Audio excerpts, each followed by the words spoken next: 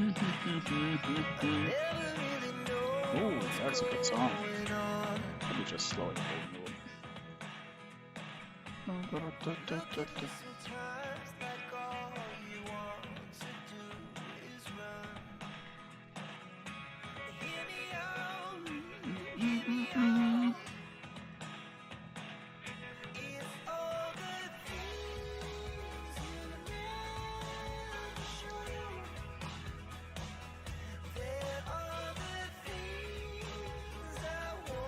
We are live, baby.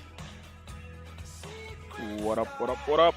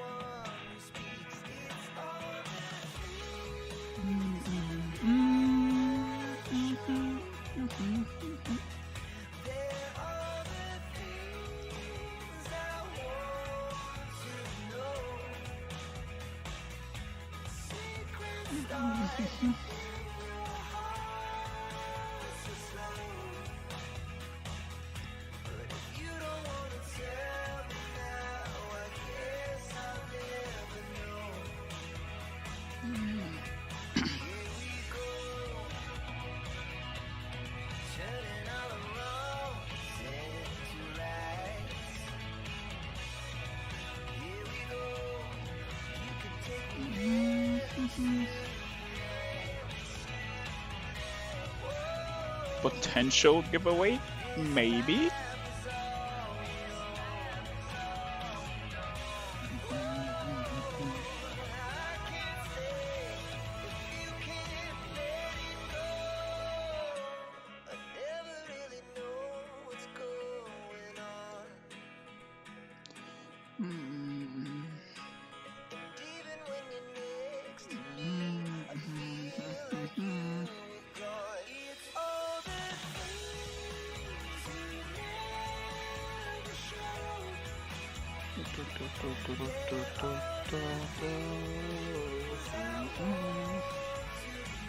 Crucible of Courage.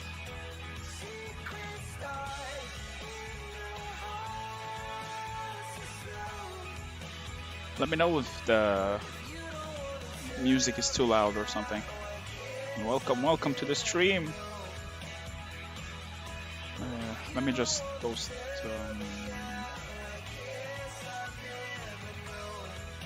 content. No, this hubbub. Oh no, this. How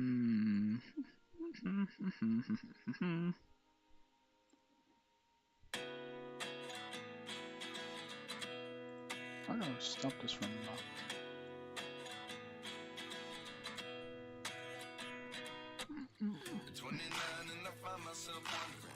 What did happen to the last 10? I ran away with my life, fast forward, never turn back again. It's kind of funny that the more we pass time, the more we need to set them rewind. And 19 was the year I had to leave you, but now I'm seeing all the signs. Shout out to Olo's mama.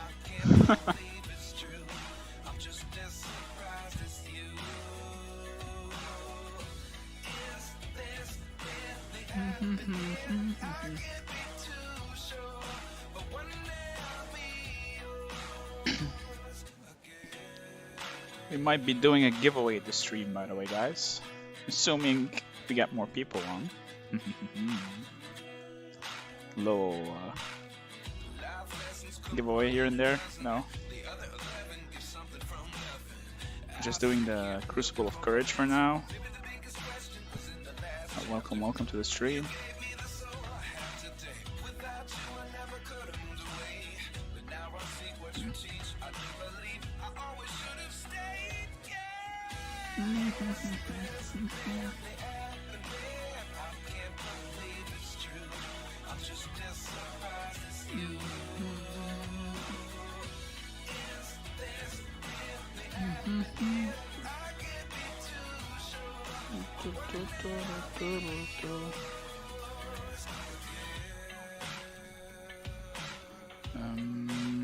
Let me do.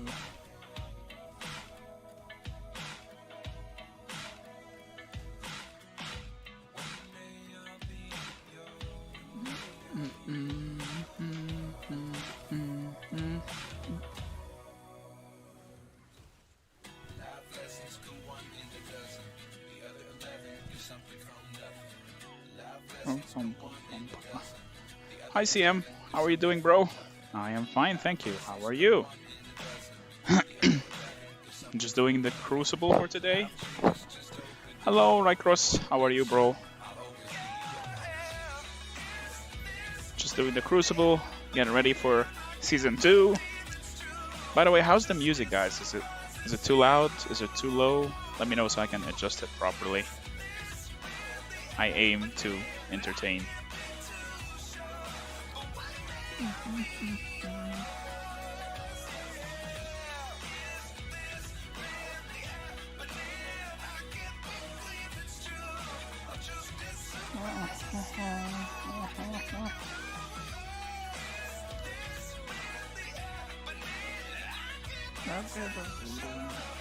Crucible is such a great event. It's probably one of my favorites.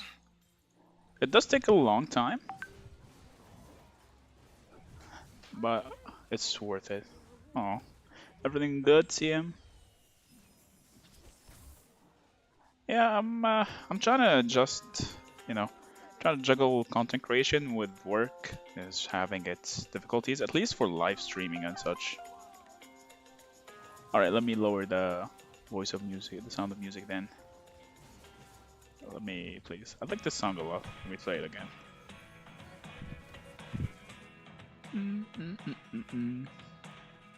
Got some big news for the stream today. Big news.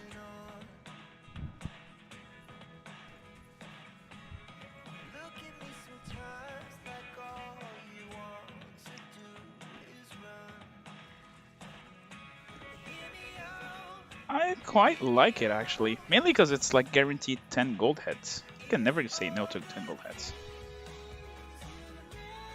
Lilia worth expertising? Hell yeah, she's worth it. She's definitely worth it, bro. She's one of the best commanders by far. Hi, Villads. Welcome to the stream, bro.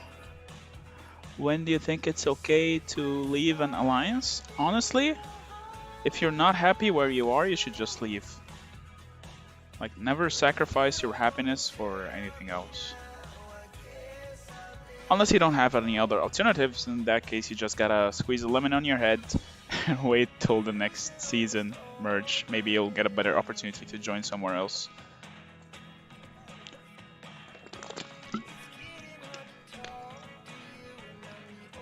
Which happens to be the case with quite a lot of people I know, Village, to be honest with you. Right now I'm just hoarding as many gold heads as possible. Plus we got like, how many CPU to open today?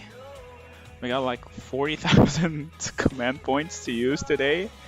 So it's gonna be quite a farming stream. Because of course, they don't carry over.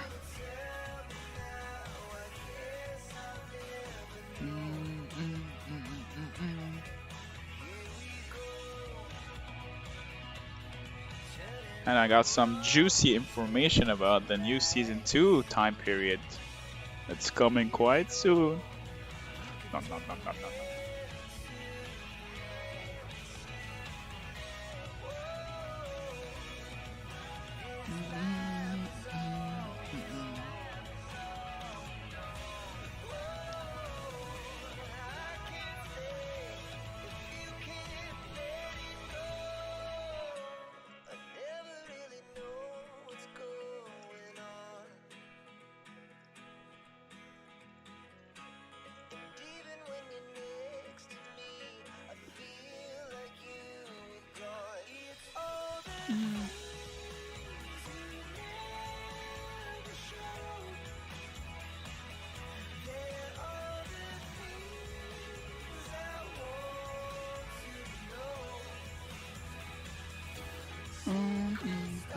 Anyway, how are you guys doing? How's your accounts coming along? How's the game looking for you?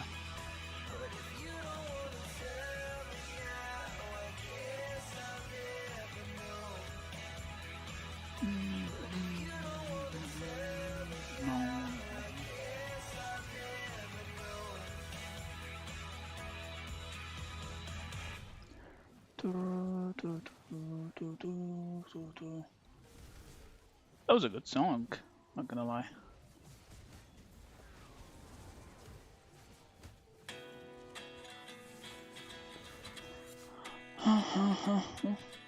Oh.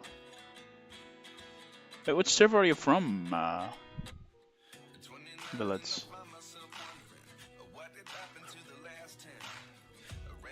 Alright, so let's just start dumping. 30 to 50 people PvPing then? Farmers.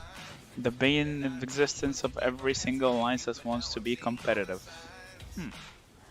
Honestly, I stepped down from leadership a long time ago, but usually when I was in leadership, we would set parameters for people to like try to compete against, and if they're not really competing, then they're dragging everyone else down, and they should seek other shelters.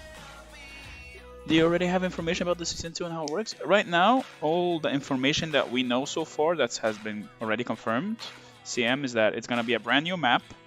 They're adding 2 new behemoths as well, so the total will be around 10, unless they decide to remove any. And it is coming in the 1.0.18 update that is releasing pretty soon, which should mean that every single server in S1 Plus right now will be starting out their next season in the S2 map, pretty much. So that's everything that has been confirmed and we know so far, assuming no backend delays occur.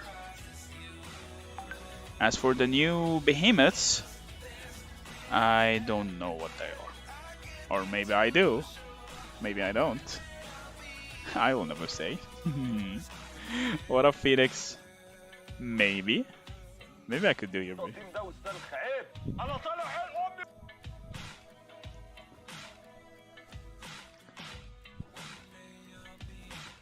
And I'm just doing it for the 10 gold heads.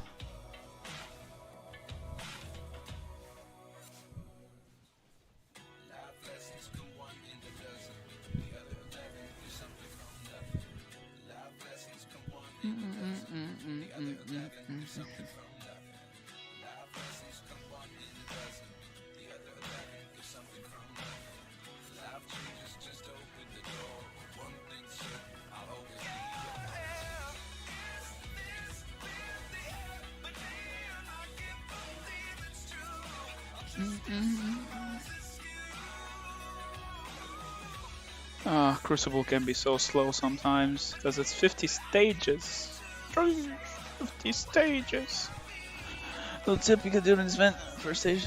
Honestly, I don't really care about the CP villages because I got like 50,000 CP or 40,000 CP in my backpack, and I plan to use them all this stream.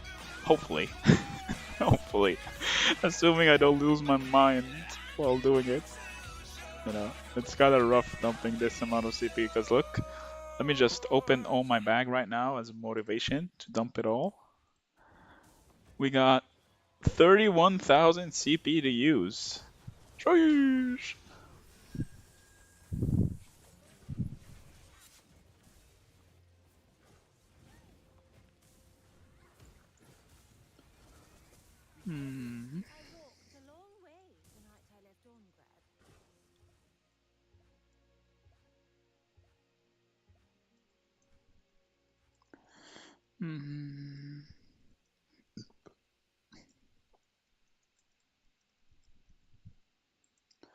Let me just refresh my marches and we can keep going and going and going and going.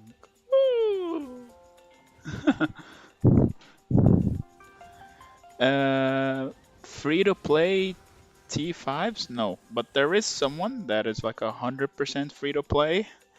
Where is he? He's Captain Snowball. He's been playing for almost a year. They posted a video about him, but I don't have the link on me right now. me see if I can find him. He's like 38 million power. He doesn't even have Lulia, so he's like 100% free to play. Where is Captain? There it is. This guy. This guy's 100% free to play. Not a single cent spent on the game. So he is 100% free to play. It is boring, Phoenix, but it's free 10 gold heads, and I'll never say 10 no to free 10 gold heads. I'm collecting gold heads as much as possible, and we have the Wheel of Fortune tomorrow, so that's more gold heads to collect. The Wheel of Fortune averages me like how many usually? Got 100 plus gold heads on average. So I'm pretty much guaranteed to be able to awaken at least one of the 2 new commanders, assuming they're worth it.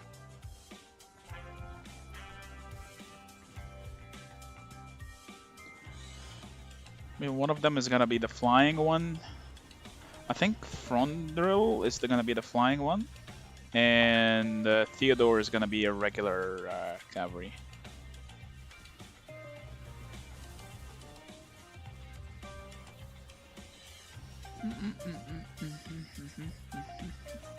Personally, I'm just like trying to be as strong as possible for the next update and the next season, so I can enjoy the season to the max. Meanwhile, I still need 300 more Indus tokens to awaken her. Oh. Good morning, Scary. I think I don't know how to pronounce your name, bro. Information next season? Yeah. So let me just say this again. The next season, our season is ending in 20 days, so roughly the 27th to 30th of August. The update, which is 1.0.18, is gonna be bringing the new Season 2 map, which all of the old servers, which every single server that is S1 Plus is gonna be matched into when it's out, which also happens to correspond when all the other servers S1 Plus is ending. So there is a possibility that every single server that just entered Stars Reignited, maybe from S1-6 all the way to SS1-28 or something like that, is gonna be in the same matchmaking pool. As for how matchmaking is gonna work, I have no idea, but from what I've heard, they want all the big servers to be in the same pool to prevent any unbalancing.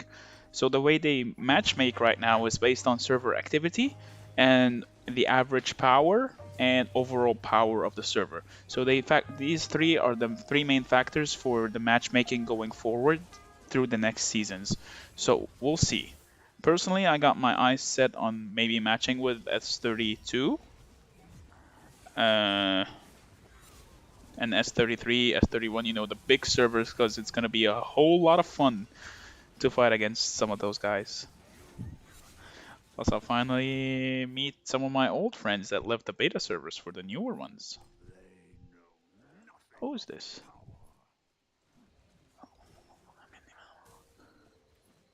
You're gonna have to ask CS, my friend. Hi.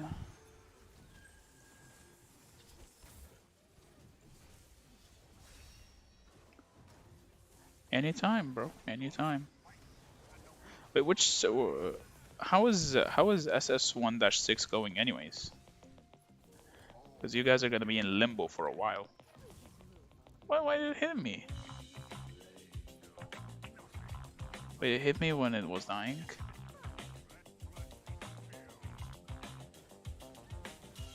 That was weird.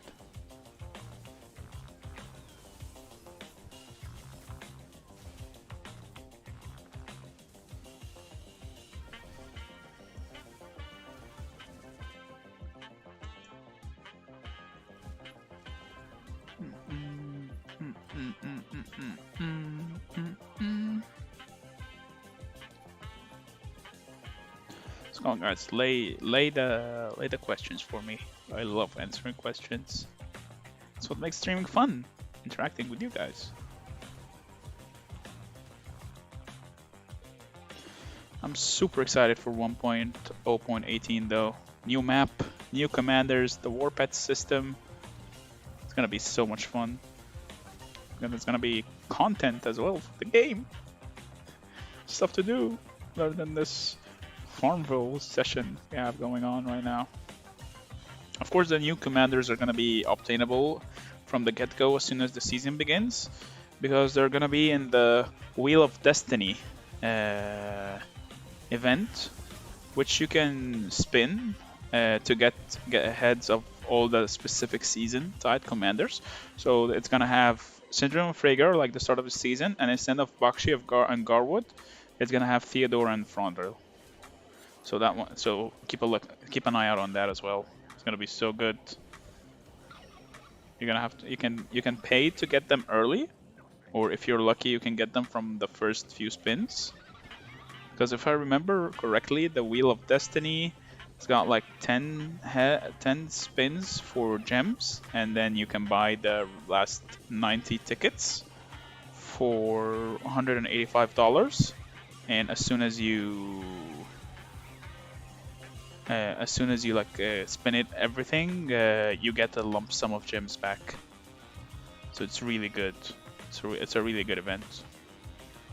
Because unlike the Goblin Market voucher, it doesn't carry over. So that's one thing for sure.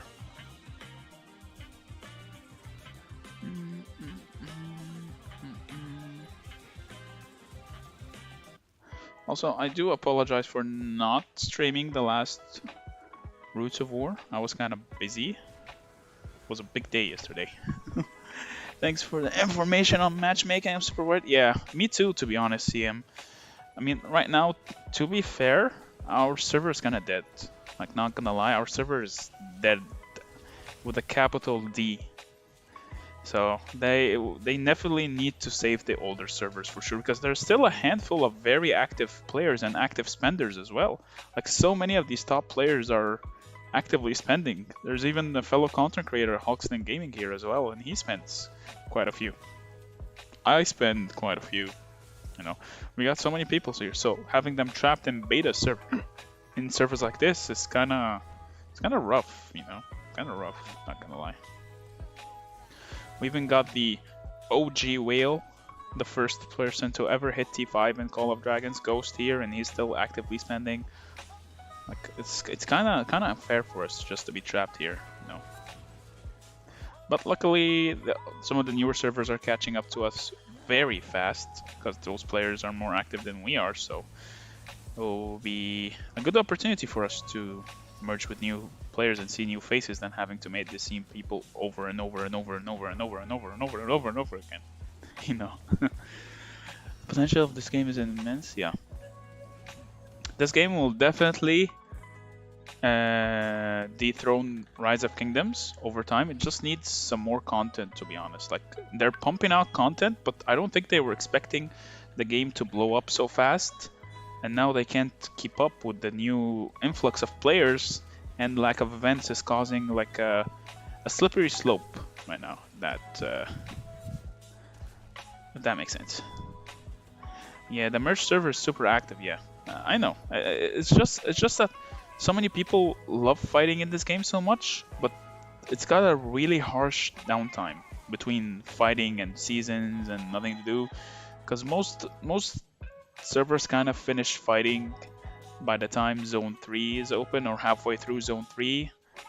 Like, it's really rare to see people keep fighting even after the dragon has been occupied. Because, like, the dragon is the go-to goal right now in Call of Dragons till they add new stuff to do. And new behemoths and such.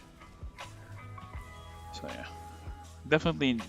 Could definitely use some fixes, that's for sure. 100%, I agree. But I am absolutely in love with this game, and it has so much potential.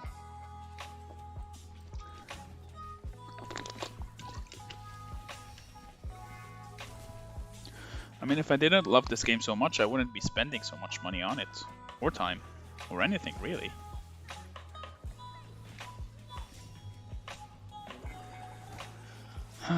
I wanted to awaken my Bakshi and Emrys, But since hearing about there are 2 new cavalry commanders coming, I figured I'd just wait to see what they look like before settling in, because I plan to have only 1 cavalry march. Because like cavalry in general for me is like my weakest march. I don't have good artifacts, and my commanders are not awakened. I do have T5 though. I don't know. I'm not a cavalry player. I'm more like a mage and archer player, I suppose.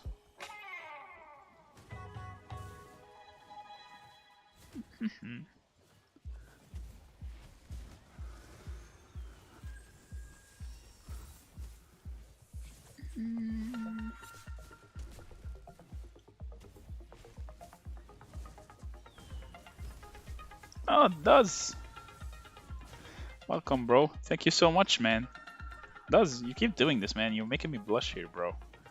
Thank you so much, man. Here, have some hearts.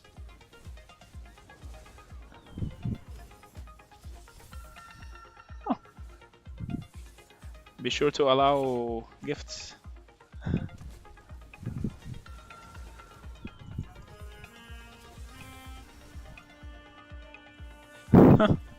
Thank you so much, Does. No, I don't know what to say, man.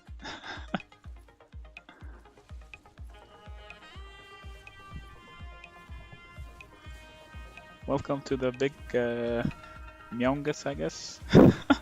I need a better name for this.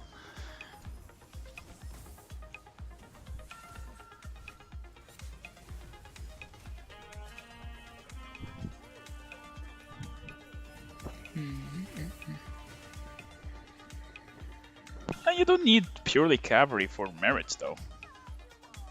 Like, what cavalry do help in merits, they're not the best. There are good alternatives for merits as well. You know, cavalry are not everything for merits. But yes, it is the easiest march to get merits with. I agree. Ah, I hate the steep of this. Next stage is gonna be really difficult. Level 39, level 40. And then it becomes easier again. Such a weird... Again does? Does, bro. Bro, chill, bro. What? Bruh.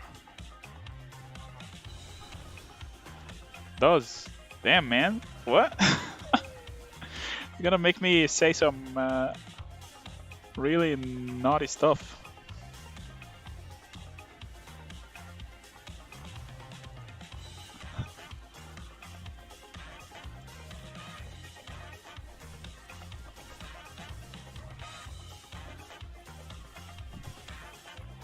Oh, he does.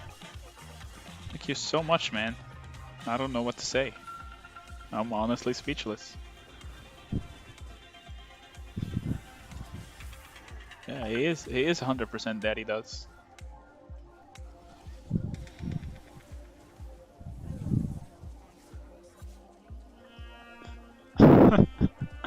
I'm speechless, man. Like, come on, man. You're making me blush here. Oh.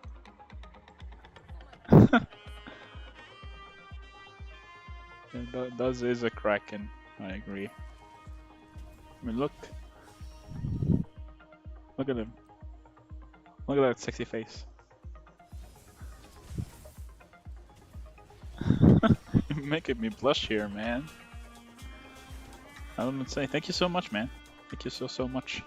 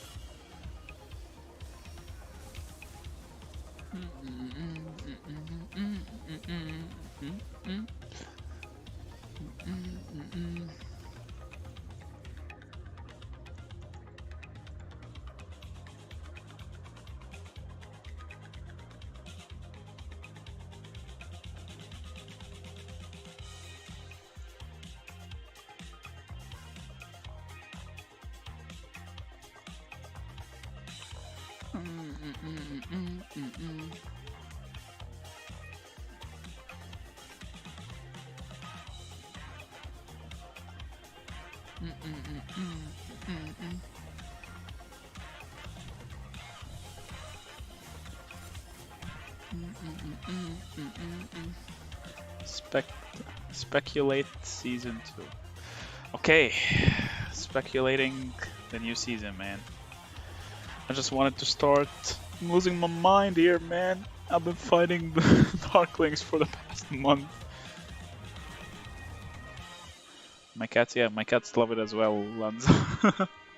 The moment I play, they just sit up, look at me, and there you go, erratic. They're like, what's going on? What's going on here? Season 2. So we've already have confirmation about the two new behemoths, and probably the current behemoths we have right now are gonna be adjusted.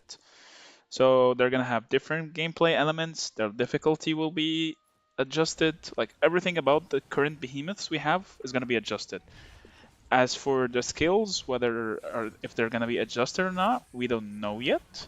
As soon as I found out information, of course, you guys know, I'll be putting out in a video or just dropping it on my Discord or whatever, you know.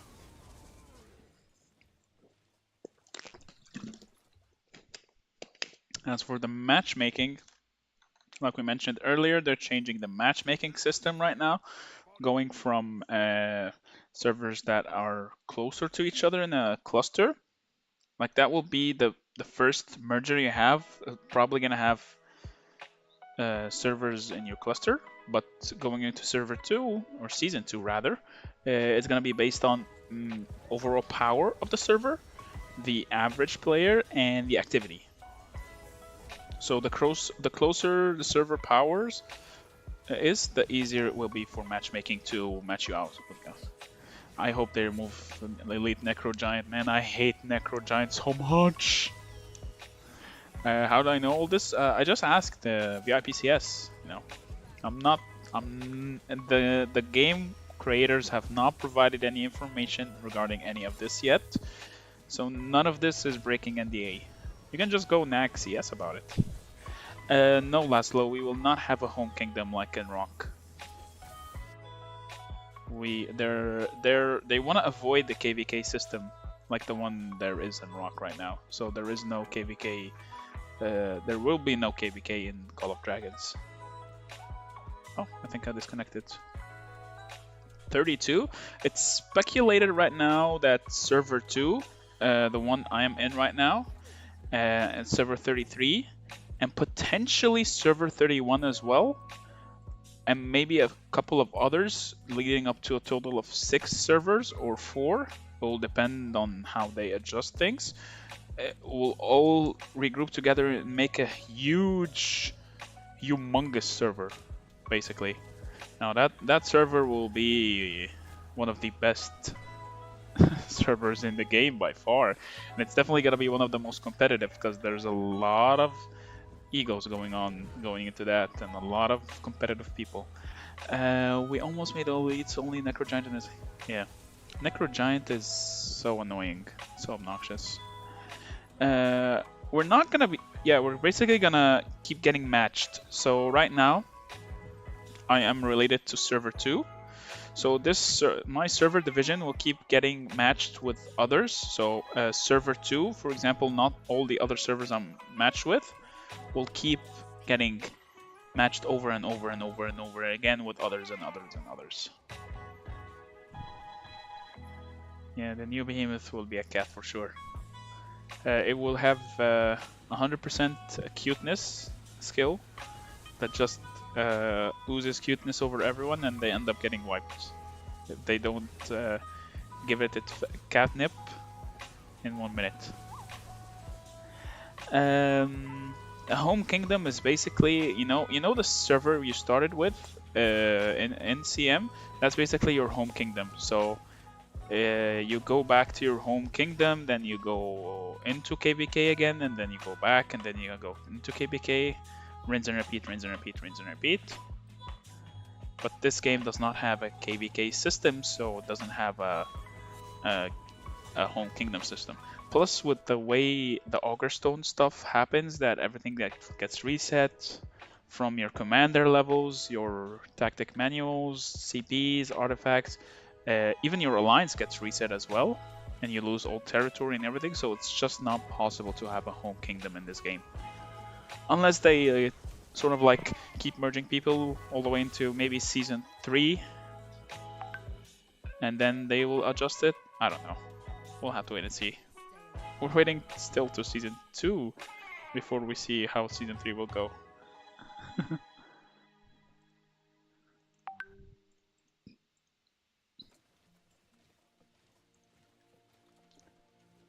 The 7th. I don't know what the 7th project is, bro. I have no idea what that is, to be honest with you.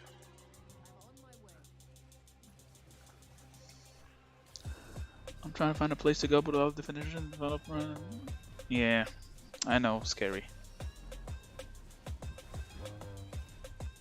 That is definitely an annoyance. Going in blind every season with no information available gives a huge plate for leadership. It's a huge task. It's a thankless job. Like, leadership is just awful. I'm glad I stepped down long ago.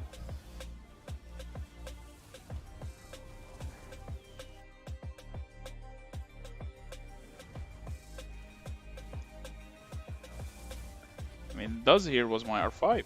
He's one of the main reasons why I kept playing this game, along with Sinrio, when things were falling apart back last season. But we kept going, we persevered. It's a long story.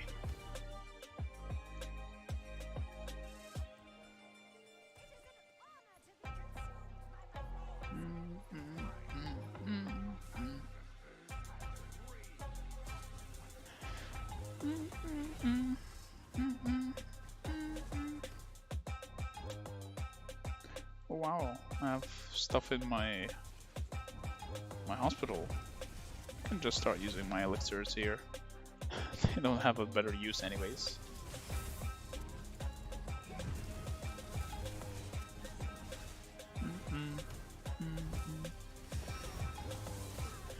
We're almost done with the Crucible, bros. Almost done with the Crucible. 10 gold heads and 12 gold keys. Can never say no to that. Were you still playing? What new anime game? Which one? There's a new anime game similar to Rise of Kingdoms called Dragons. What's it called?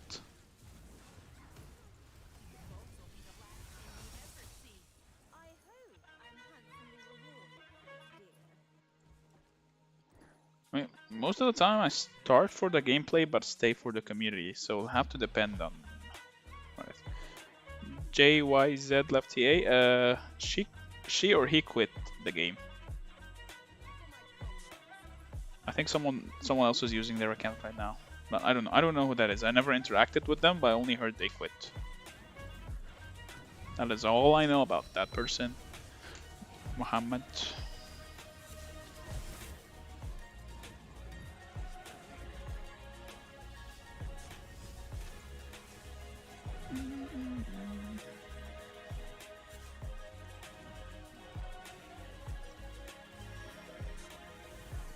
Not a lot of Grand Cross. Oh, the new Grand Cross game. I actually heard of it. I saw that. I think another content creator, Omniarch. Yeah, Omniarch did a video on it. I watched that video. I love watching Omniarch. He's so good. Let me see. Which one was it? Which video was it? I don't know, bro. I haven't seen him. I haven't seen that person. Muhammad, I don't know. Grand Cross. Oh yeah, that's the one. That's the one. I don't know. Is it even out yet?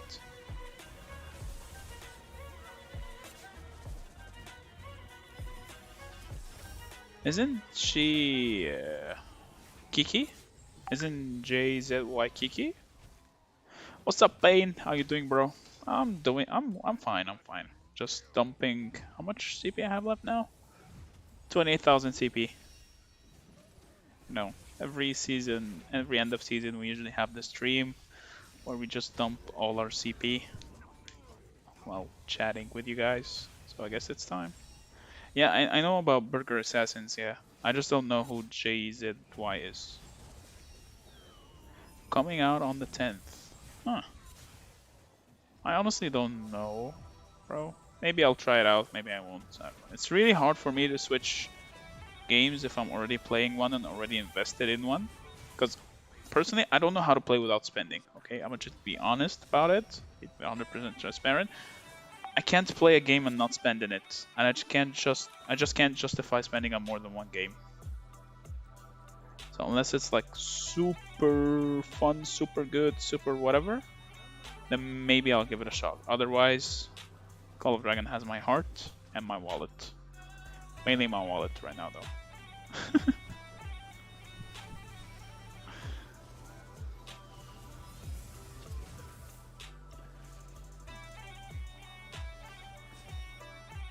Let's go with my wallet.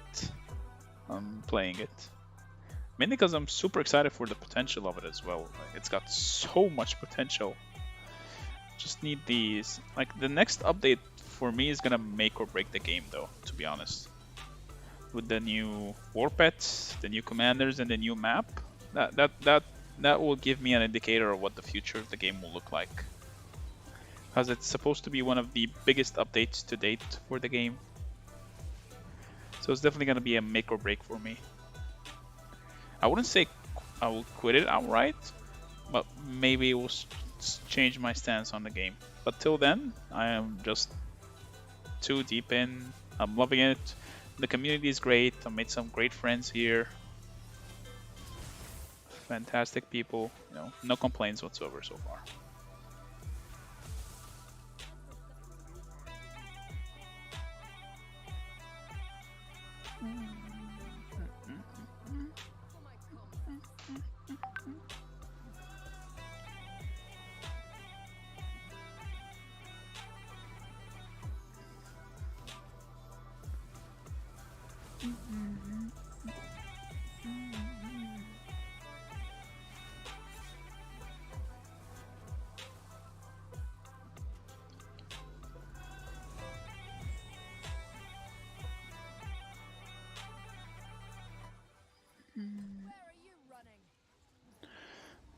Crucible takes so long. Wish there was a way to skip fighting in Crucible. Just give me my gold heads.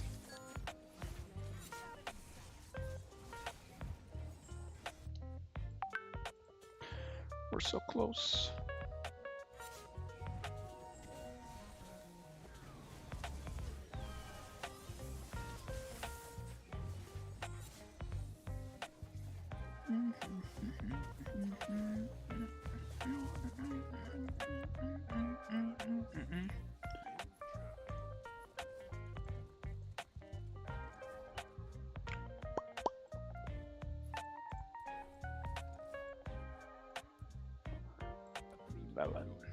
I should awaken my Eliana. It's kind of embarrassing not having Eliana awakened so far. She's the only epic that's not awakened for me. Come on, MEOWER, stop being so lazy. I need like how many? I need 130 tokens to awaken her. 130, that's quite a lot. Later, Does. Thanks for hanging out, bro. I will see you later, my friend. I'll be right here whenever you wanna drop by again.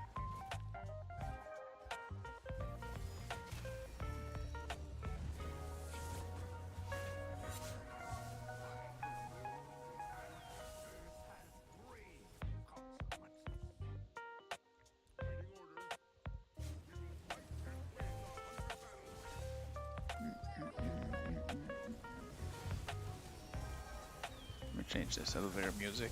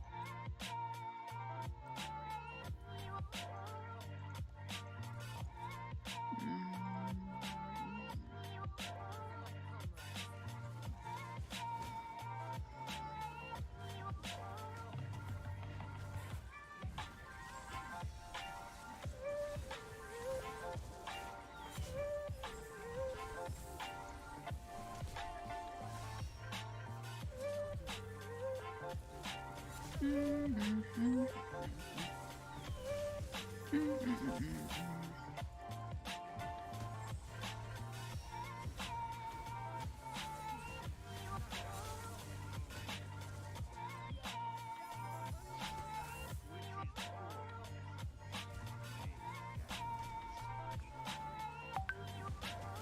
I'm competing in SLE.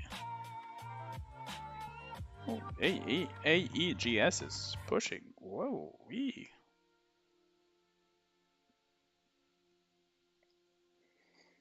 I'm not gonna bother with Carwood, I already have him awakened. What's the point of pushing for Commander? I already have awakened, I suppose.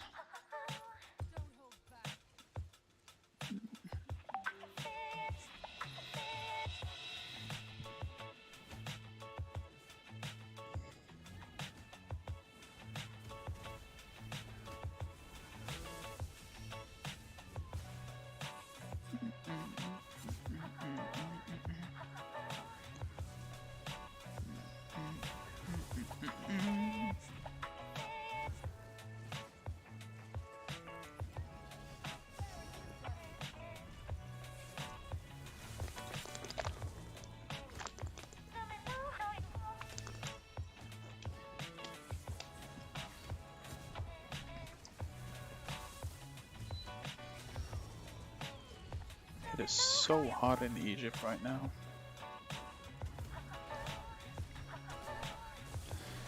Let me know, guys. What do you think war pets will look like? I'm genuinely curious about it the most right now, out of anything else.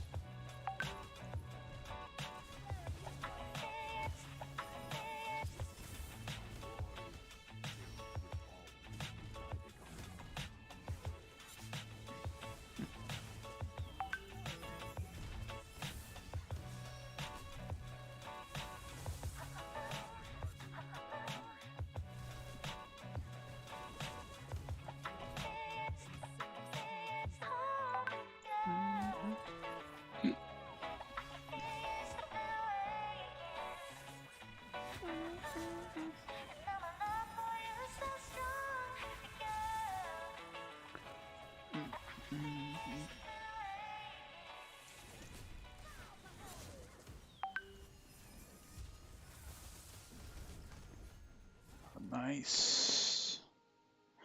We're almost done. We're almost done with the Crucible. Let's go. Alright, let me do this. Let me swap Nick out with Garwood. Where's Guard Daddy? Here's Guard Daddy. March. Okay. Let me switch you here. Alright.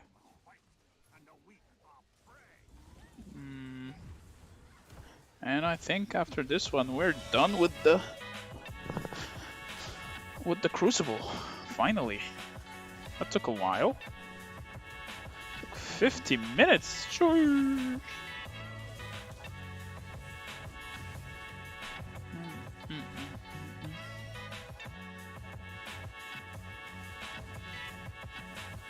Why is music so loud?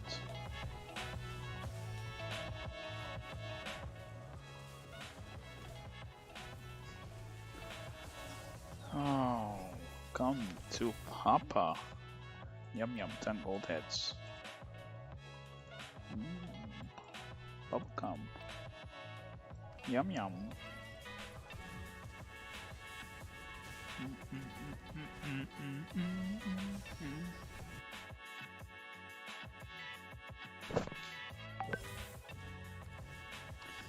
Once these troops finish training, I get the points I need.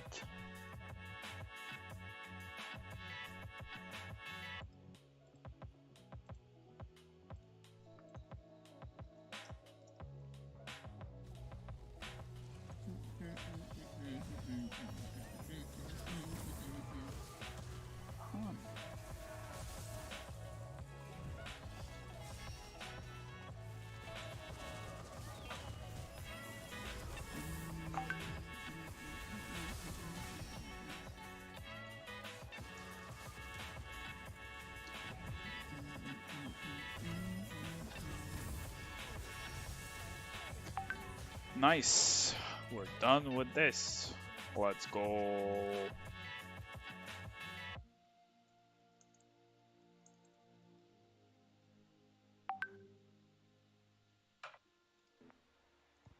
اصلا كان في اعاصير وعاصفه رعديه وحاجات في الشارقه ودبي، طيرت حاجات وكسرت حاجات، كسرت بيوت، كسرت Alright. Now that we're done with the Crucible, now we chain Darklings for the Divine Treasure event, because this is like one of the best value event right now. The chests just give so much speed up, so much resources, and potential for gold keys, making it cherry on top.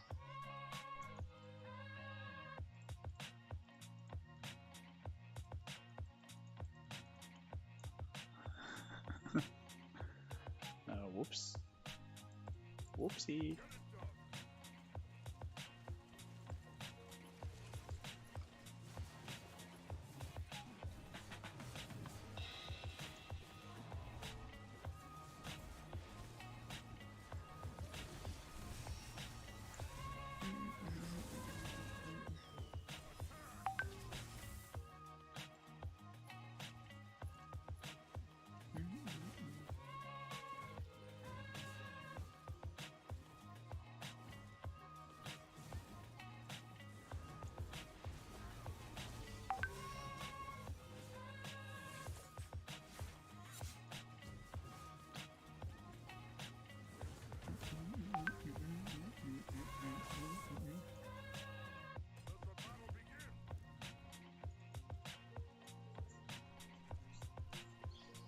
By the way, if anyone has any questions in regards to what they should build or what talents for commanders or whatever, feel free to let me know. I love theory crafting.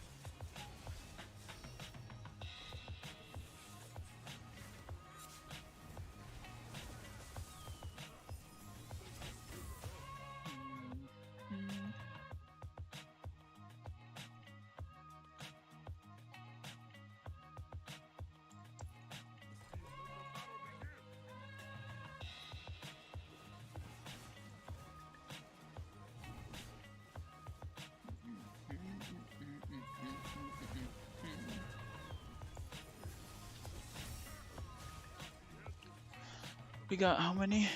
Oh my god!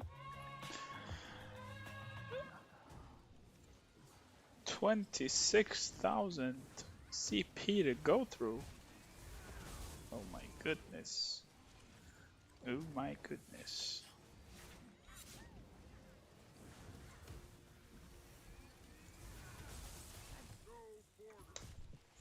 Let's just finish all the CP before we hop on and watch our boys battle it out in S32. But in the meantime, feel free to ask anything.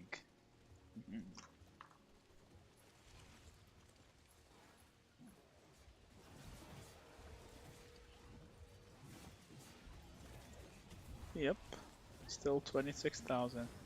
Looks like we're gonna be here a while.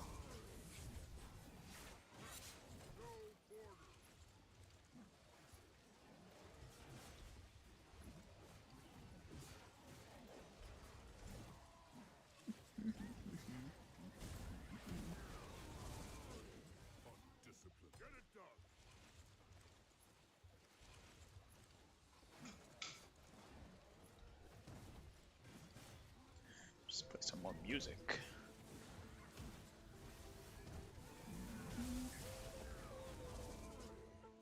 $200,000 gems. Jeez. That's more gems than me.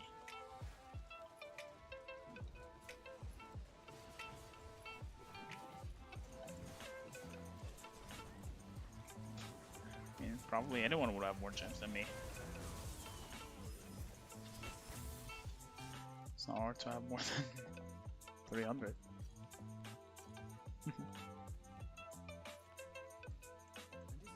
But we're just waiting for the wheel event tomorrow. We got the Wheel of Fortune coming up tomorrow, finally. More gold heads. Let's go. Okay, never say no to more gold heads.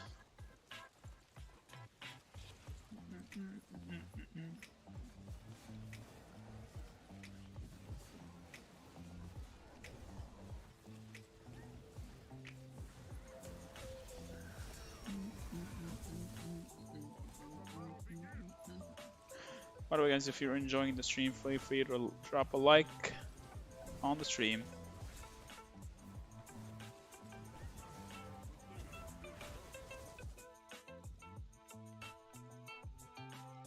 That really does help out a lot.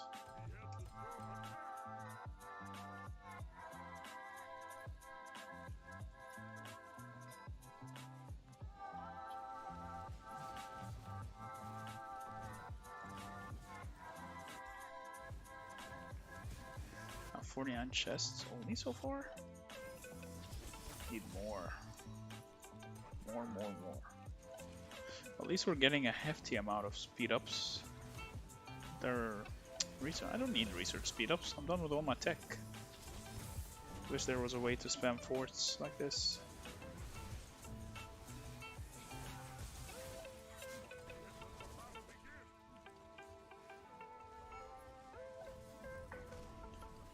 Still 24. Right, let me be perfectly honest here. Opening all these CP bags was a mistake. Alright? That was a 100% mistake.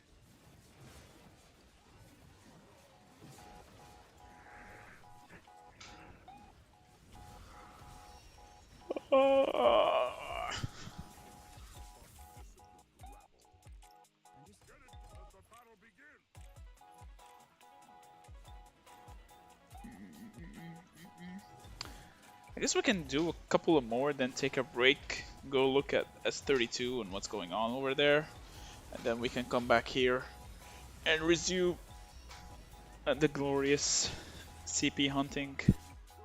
Because we also want to use the CP during the Divine Depository event to make sure we get these box of blessings. Let's look. I'm gonna try to open some boxes of blessings right now. They give a hefty amount of speed ups and resources and keys. Sometimes I get gold keys here. So to me this is like 11 training speed ups, some sentinel hours, arrows I mean, not hours. I get super good value. Such a great event. Highly recommended to dump your CP in at the end of the season. Highly recommended.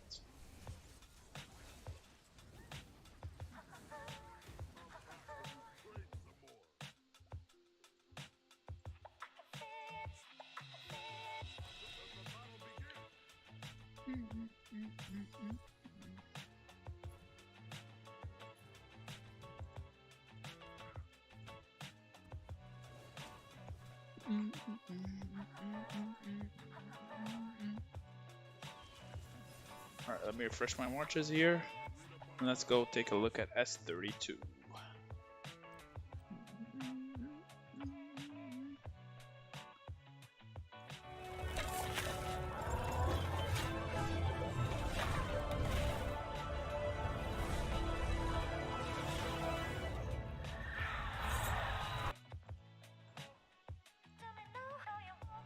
What?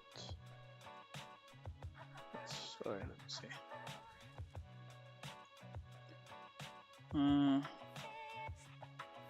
Zone 3. What's going on here? Oh, NK still pushing?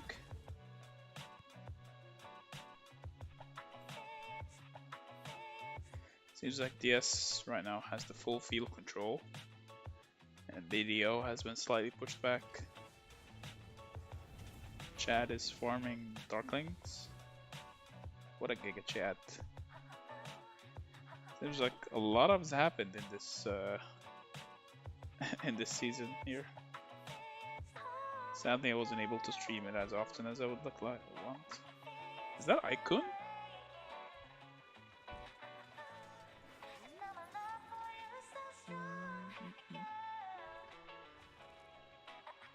now NK is slowly burning out flags and building their own. But in all fairness to BDO, they're kind of facing overwhelming numbers right now. So Gabe is hunting this singular builder here. Oof! That is such a strong artifact. Oh, Spring Blades is OP. What? I need to update my tier list. I want Spring Blades now. What?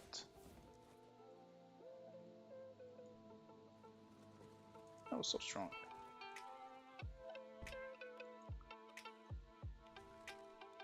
BDM is building a buffer flag right here, because if they lose this flag to GD1, and then GD1 manages to cut off this flag for BDM, this entire territory becomes inactive. And when this territory becomes inactive, all those players who aren't shielded, they're getting non-stop rallied right now.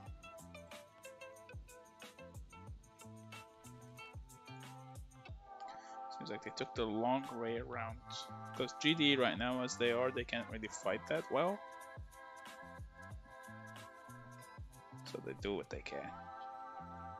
Meanwhile, DNA and DNAB are having a humongous push here. Whoa! That is some impressive activity coming out of DNA right now. That's quite impressive, not gonna lie. Anyone here at risk of getting zeroed? Oh, this guy's gonna get zeroed. Feel bad for him. Anyone else here gonna get zeroed? Sia's here. Tikimo. Oh wow.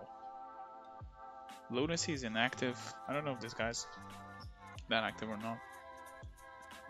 Dao. Absolute fighter. Who will quit. I think this guy is pretty inactive as well. Yeah. Earth Kaido. Legion is in the up on the boards right now. MP, CEO, Trauma. I don't know what these guys are. Dude, bro. Sia. Oh, looking good, Sia. Wow. Seems like BD right now just need time to heal.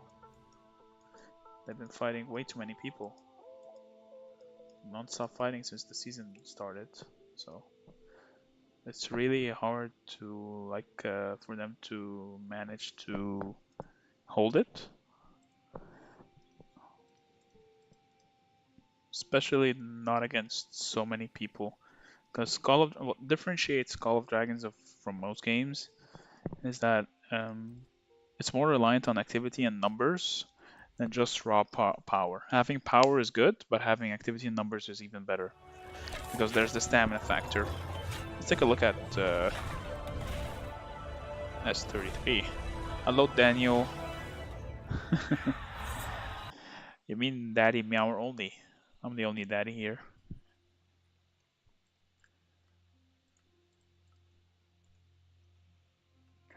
Let's see what's looking like here in S33.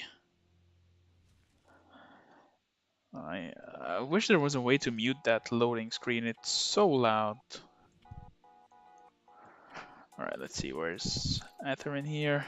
Seems like BXS have gotten completely pushed out of Zone 3 on both ends.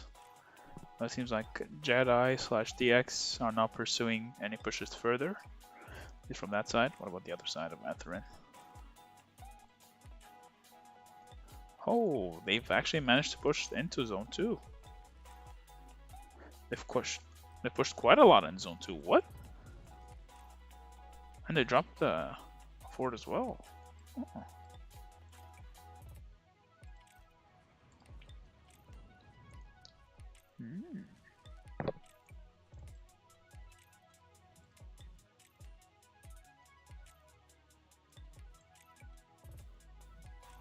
Have they pushed them all the way into here? This is a semi-protected. It's not a semi-protected pass either, so this zone is at risk of being hit. What? This is supposed to be semi-protected.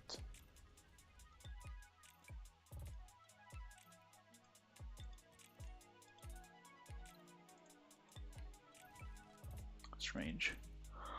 What about this? Is this? This is semi-protected, and this is also semi-protected.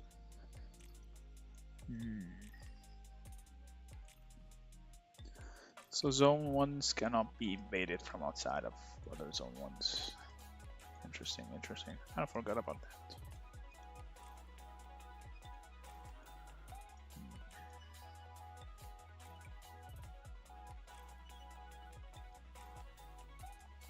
Hector El Grande is in BXS2.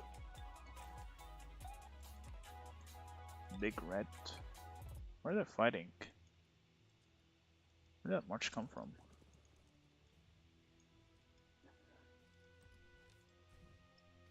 Ooh.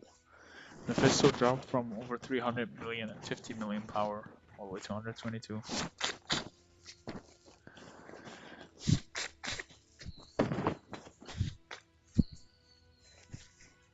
And even with so much power lost, he's still one of the strongest players, power-wise, in the game.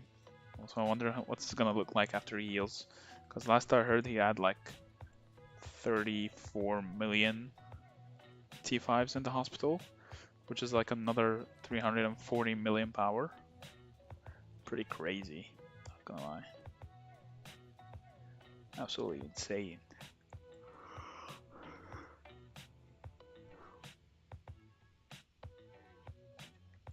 There are the lights, Northern and Southern Light. They've been carrying Jedi pretty well, from what I've heard. There's Jason G, the leader of DX.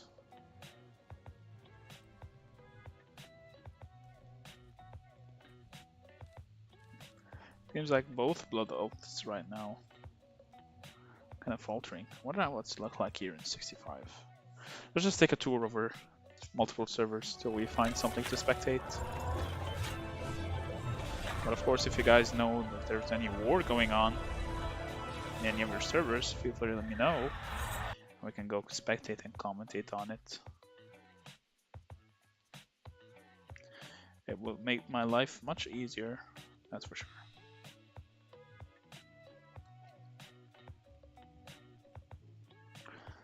Wow.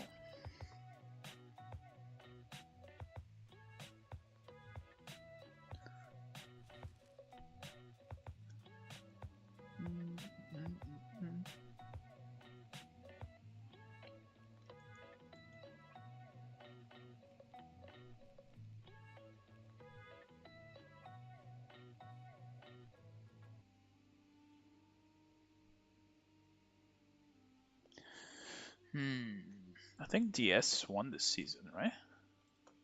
CK66? Who's CK66?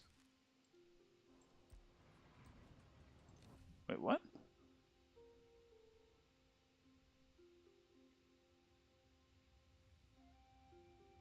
Wait, who's CK66?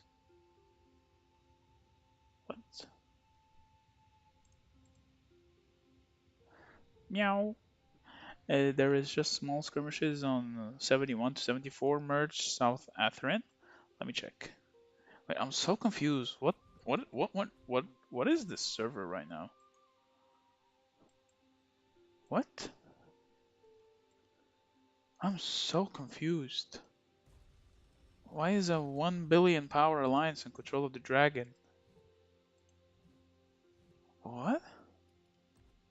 Is anyone here from this cluster? 63, 64, 65, 66? What?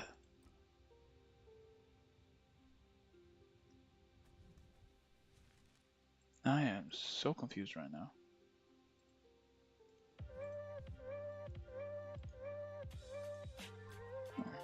Let me check if I have an account in 70. Oh, I do have an account in 71. Nice.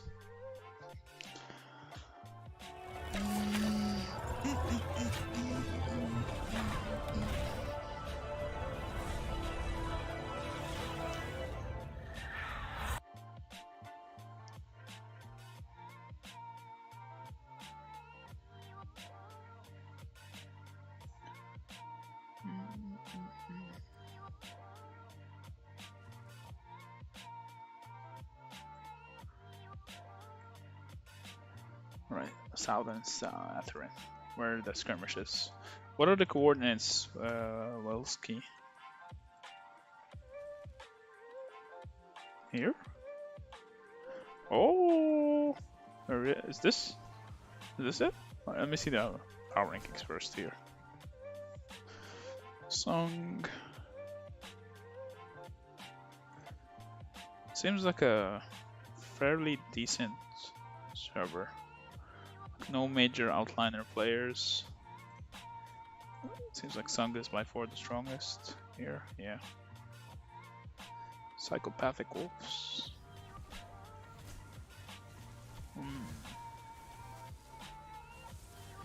Got a lot of mages fighting at the same range as archers. That's not good positioning. But I don't think they care that much, it seems like. Seems like they've already won the season, right? Yeah, Sung got the dragon, so I don't think they really care much right now. Maybe just fighting for merits? Or are they still at war?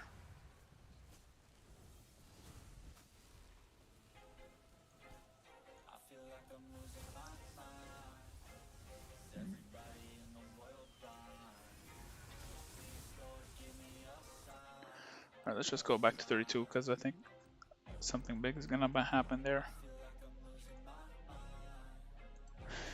Sung started to win and people leaving Jarya. It's kind of rough.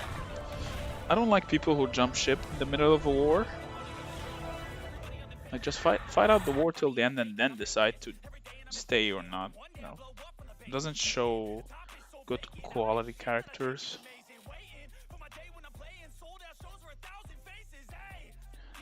Let me post the stream link here.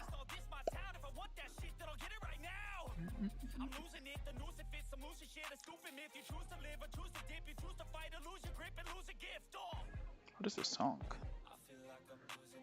I'm losing my mind.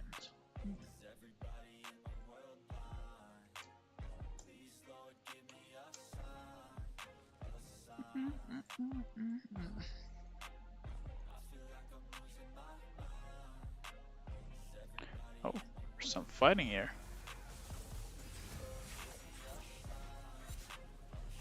Oh, wow. They're struggling to beat one person, the sheer amount of players. Like maybe BD.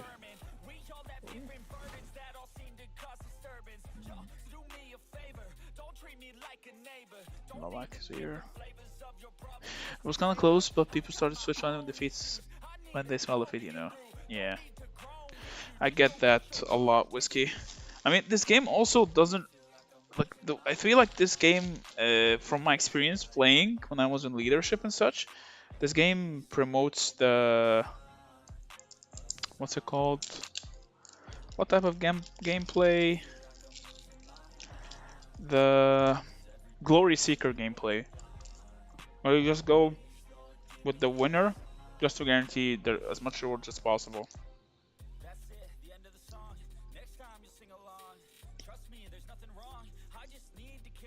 Yeah, I think most of the times you don't really need to first occupy the dragon to win the season, but it does give somewhat of a good indicator, not gonna lie.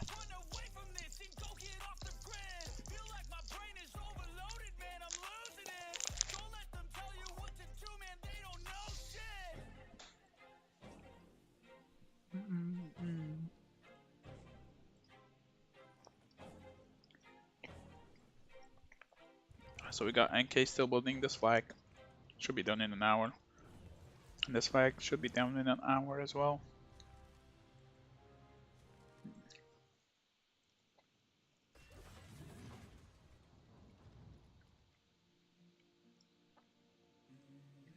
Yeah, for sure. Because everything is so alliance based in this game, it's not server based.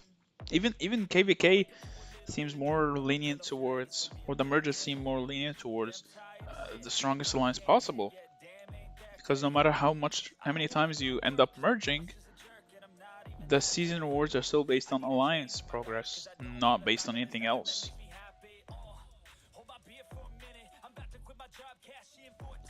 Like I would say, it would be better to go server wide, but it's just more lenient towards alliance progress than anything else. Yeah, definitely for sure, Wilski. Like, that's the case of most of these games, but this game definitely shows. Yeah, I've seen that happen too many times. Seems BDO has managed to hold GD's flag building.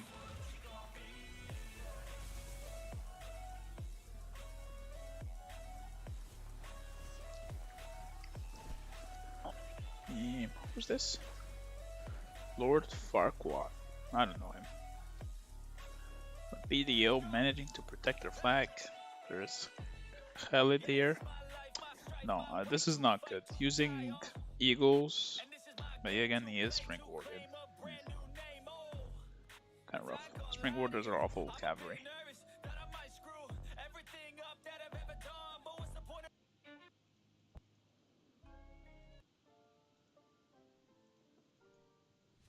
Mm.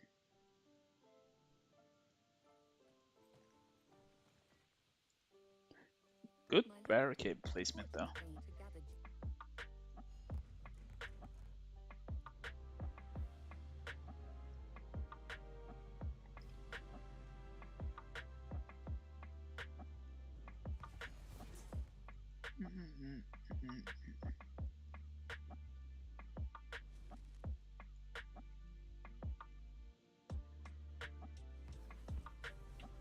Big Papa Nasty.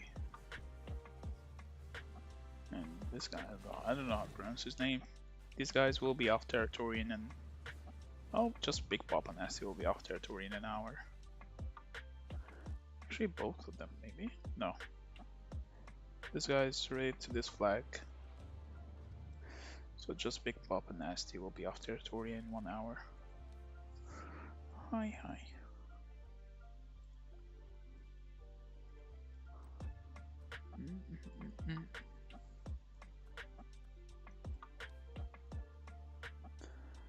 CL or...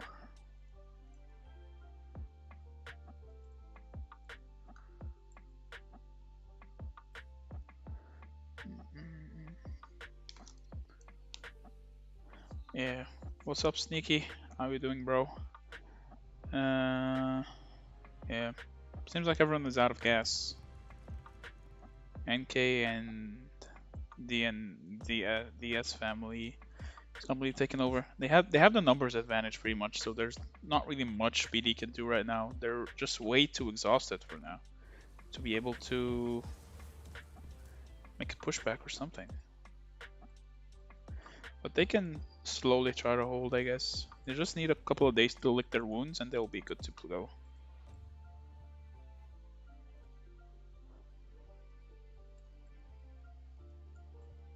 What? A CL? When did you become a T5 player?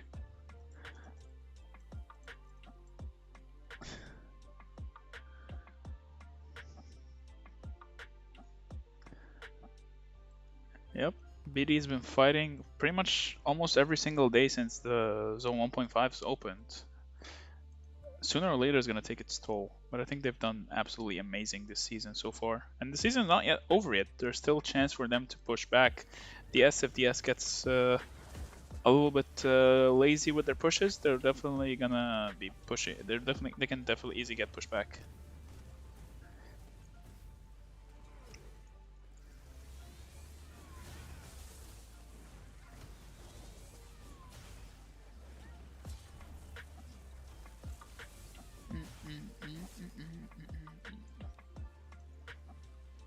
SCL would become a big boy right now.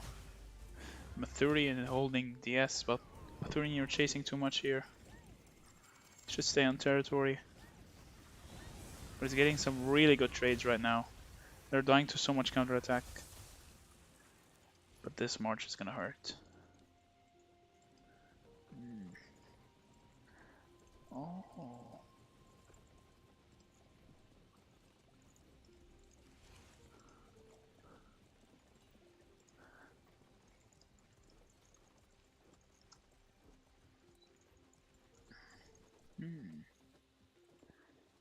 Interesting SEO.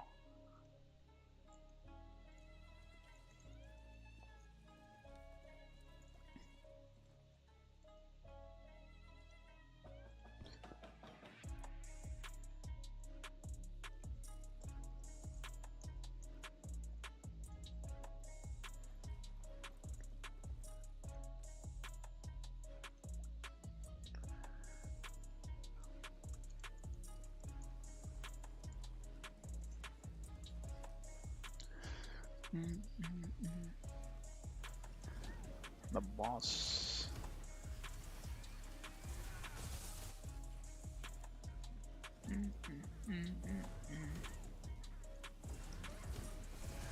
Well, this is gonna hurt. But he's using Emrys as primary instead of Bakshi. I don't like that.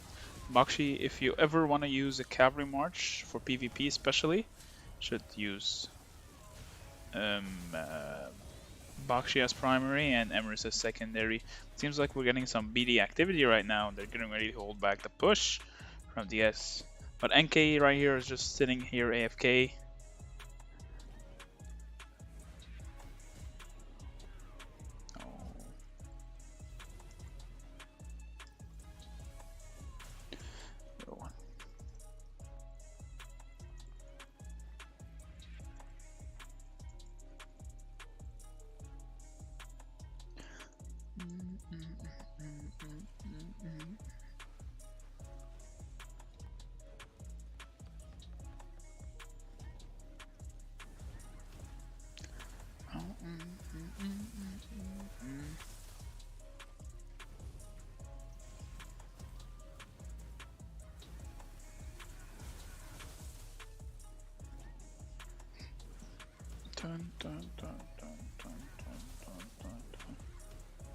Oh, oops.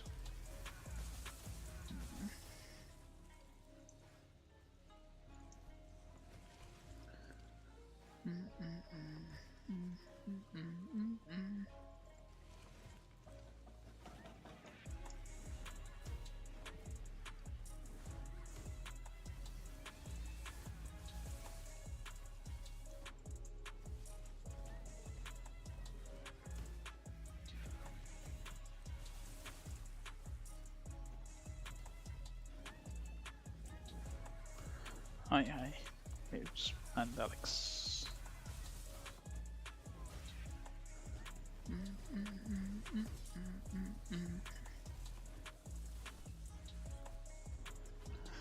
Oh, BD cleaning up house right now.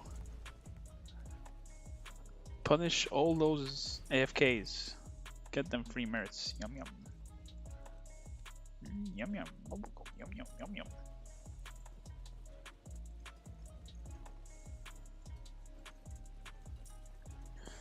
Tommy Shelby is moving up. Need to pick off all those AFKs of NK as well, because a lot of them are AFK. Thing is though, when they're all AFK like this, how did Moopsy end up here? What? How's Moopsy City right here?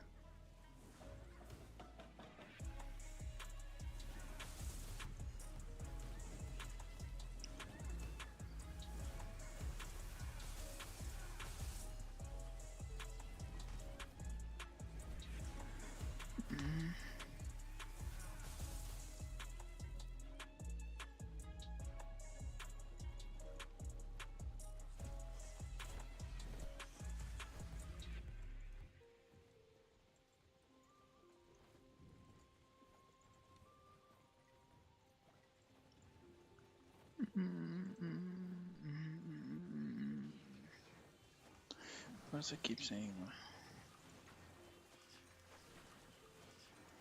Shut up, woman. it's not bye-bye for BD yet, Sue.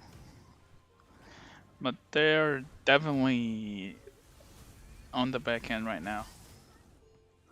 The fact they're still holding right now is really good. Both those alliances don't give up. Neither BD nor NK. NK have been taking L's this entire season and they're still holding strong and pushing.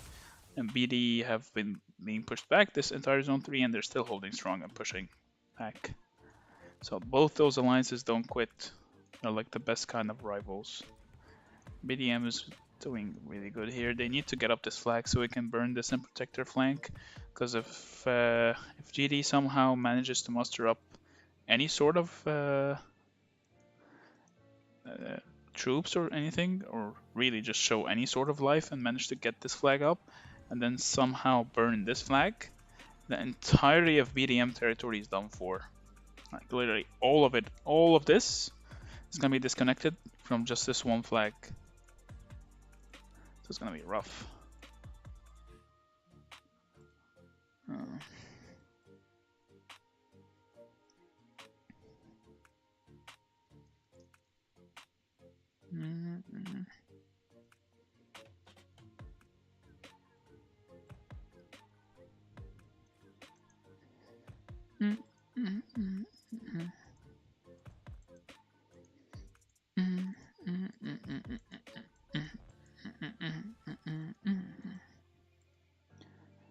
DNA here.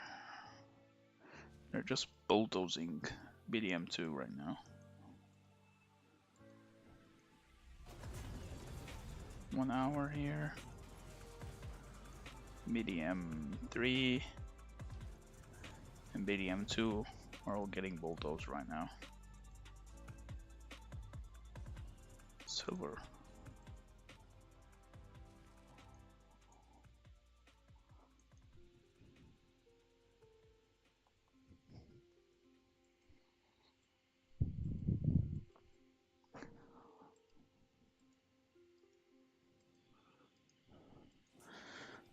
Getting some BD activity right now. Seems like DS is also starting to become on alert. But they definitely don't have any numbers up on right now. It's way past their uptime. So unless they make a call on WeChat, we're not going to see that many activity from DS coming up to counter BD's push for now. We'll have to wait and see though. Dun, dun, dun, dun, dun, dun, dun.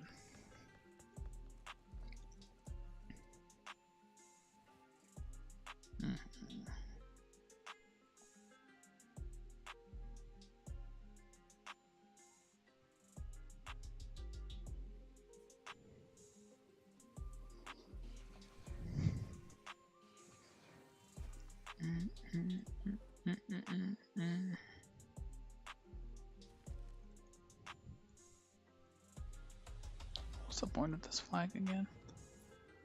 Why is there someone from my gate defending it?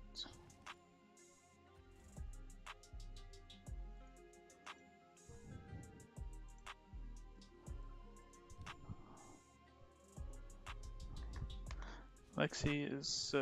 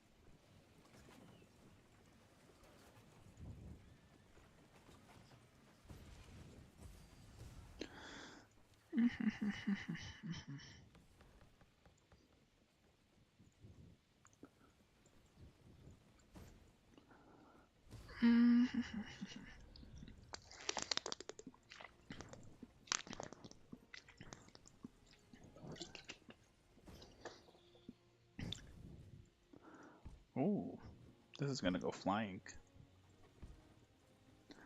Is this also gonna go flying?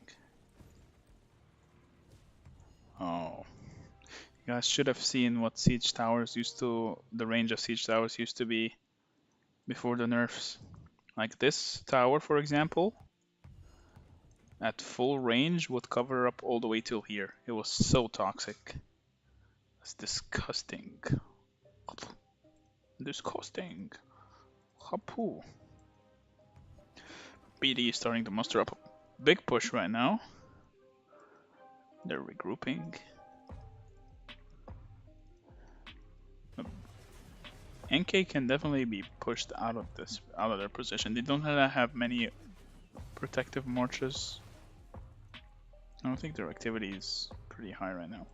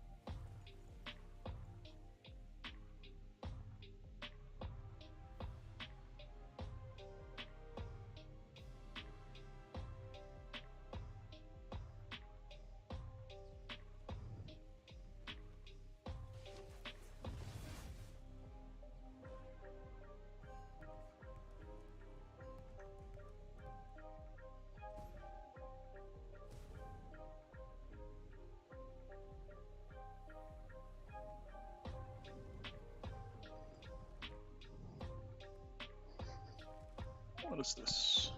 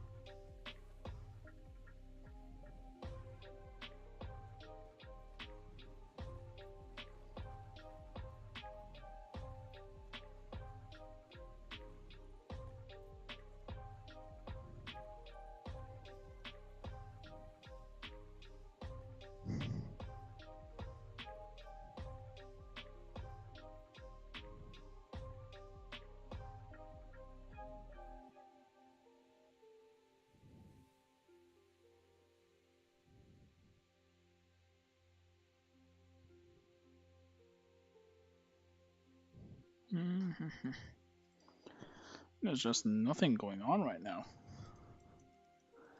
I guess it looks like BD is just regrouping. They're getting ready to move out.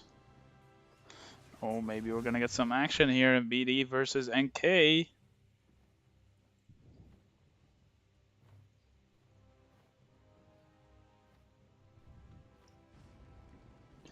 Oh, NK summoned a behemoth. What? Wait, what? Why? What is this?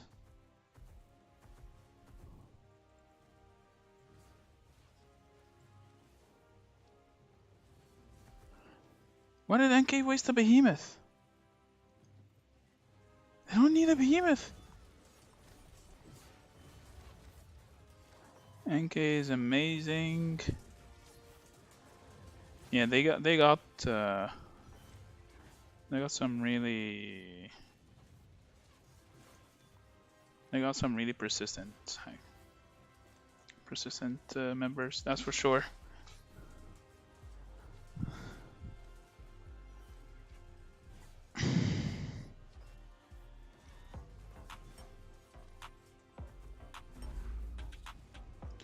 And BDM just lured them away from the other side. They wasted the behemoth though. BDM just ignoring that completely, and they're fixating on the other flag. Well played by BD. Well played, well played. Looks like BD can clean house really easily right here. This behemoth is absolutely worthless.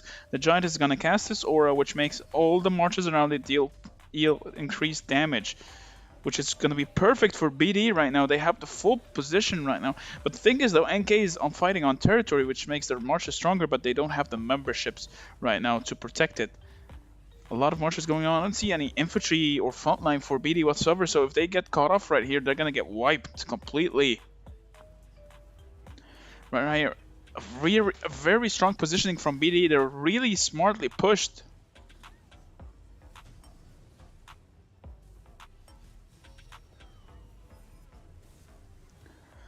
BD right now holding position. Such a smart play that you baited out that behemoth, or NK summoned that behemoth way too preemptively for no reason, and the behemoth just sitting there AFK doing nothing. Why did you summon this behemoth, NK? BD just cleaning house. It seems like DS and NK were not expecting any resistance right now, but BD does not have that many members either. It's neck and neck right here. They've disrupted the building the flag, but I think it's still gonna be built up. I don't see any front line coming out of BD right now. The dragon is doing a lot of the giant is doing a lot of damage in the backlines right now, but still, it's still not enough. At best, they're gonna stop this builder. I wonder if NK and DS are gonna wake up right now and push them back out. Still, I see a lot of T5 players from NK coming out.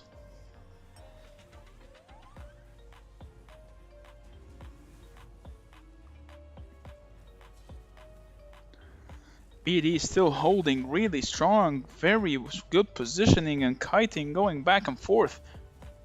Tommy Shelby way too front up. He gets caught off guard. He is sad-faced back to his city. The giant is still dealing a lot of damage. It has its aura going around. I would rather have this giant stand right now in the middle of all these marches so they deal extra 20%, and when that aura is gone, just have it push out right now. Make it push out later.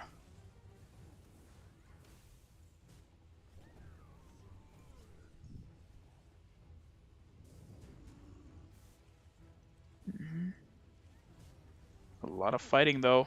Finally some action.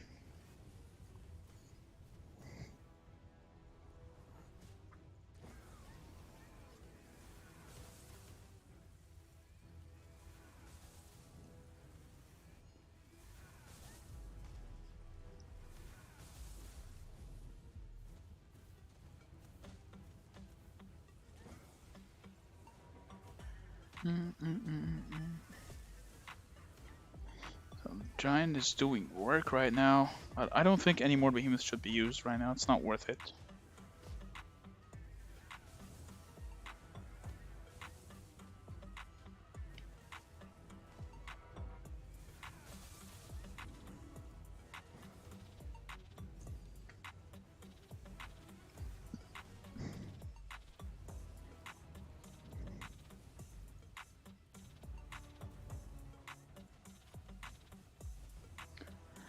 DS and NK waking up right now, managing to push back this BD push. But BD's push did not have that many members to begin with. They managed to stall this flag though, but it also managed to wake up. Oh, who just teleported here? Guess it bought some time for BD members to teleport out, because this flag is good as done. I don't think realistically BD can do anything to stop this flag from going up, but at best they can delay it. I'm so upset with this behemoth, it's so worthless. It did absolutely nothing.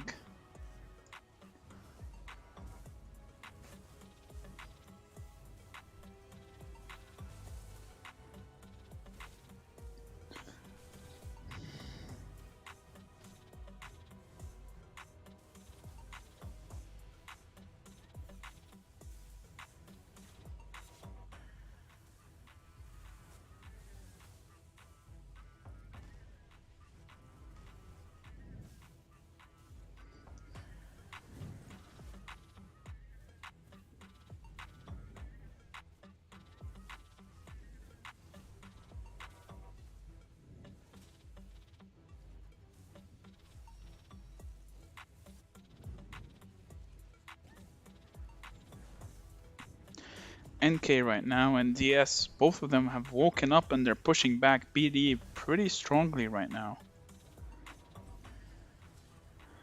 I guess it was a very good push by BD, they just didn't have the numbers to back it up, sadly. Still, great attempt, great attempt, great attempt.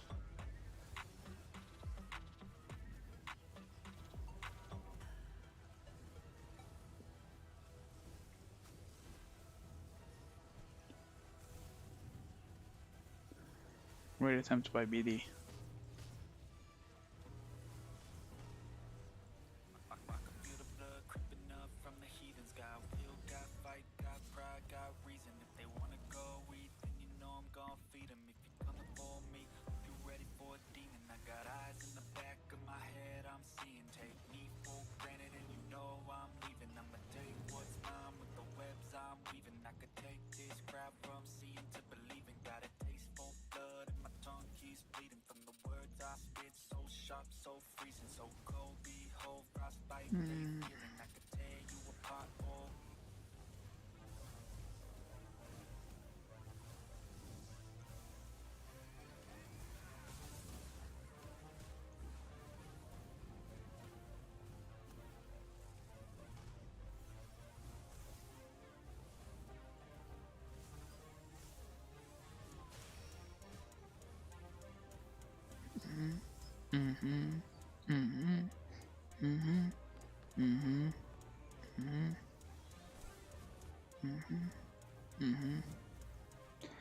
NK and DS are in full control of the field right now.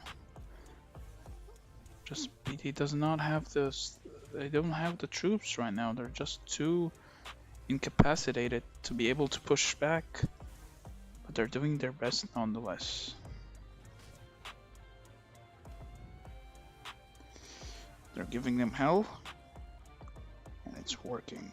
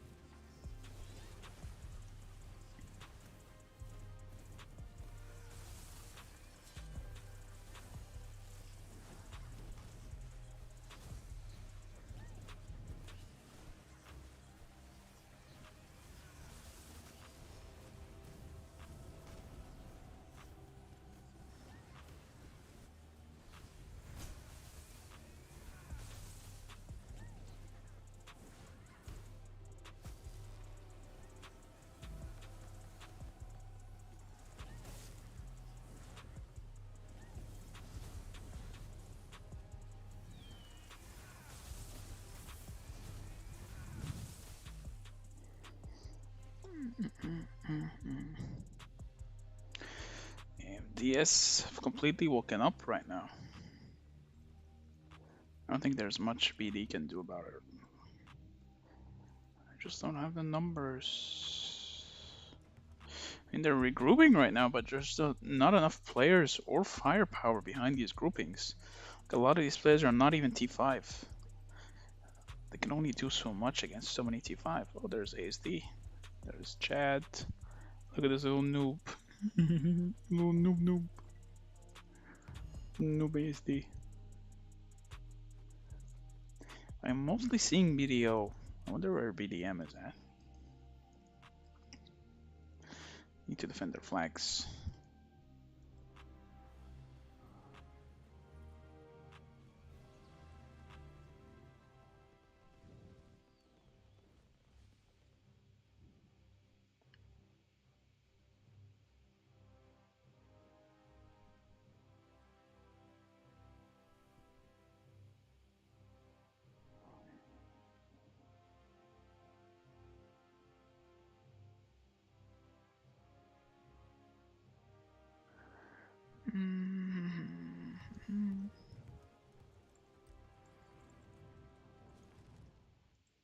Is that Sean's account? The wind. With the wind.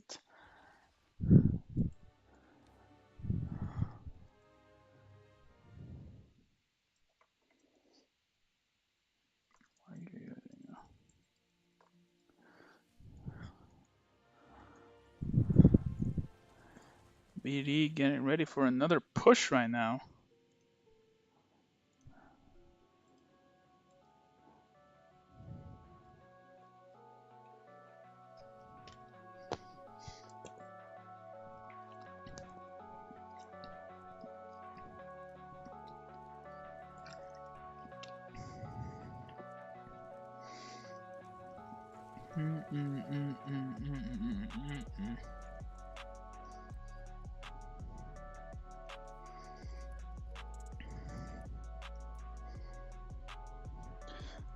And the flow.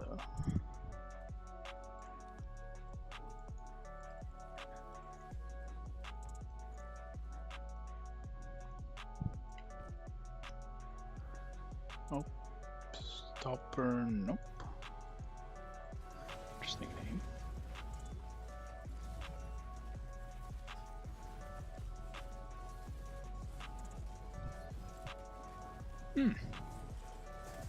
Seems like NK summoned another behemoth. Why do they keep wasting these behemoths? They have a lot of active players here.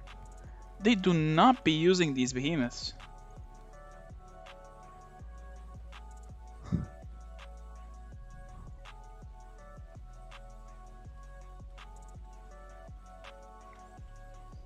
How dare you?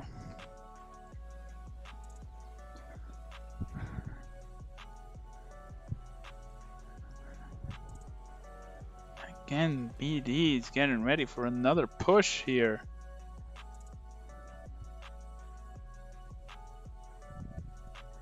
But meanwhile, NK wasting these behemoths for no reason here. They do not need to be using any of these behemoths whatsoever. Just to waste, honestly. NK, you should know better.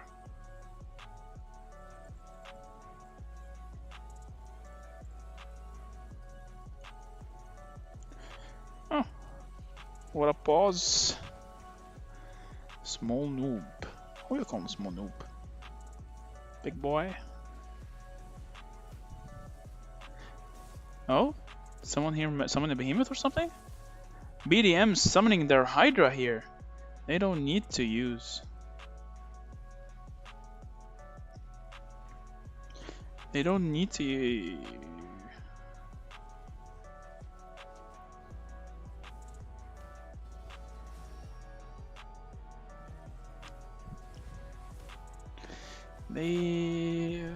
That Hydra use is still very good, but NK again falling for the same thing. What? Fool me once, shame on you. Fool me twice, shame on me. Like, what? What is this behemoth positioning? Why would you ever waste that behemoth like that? Makes no sense.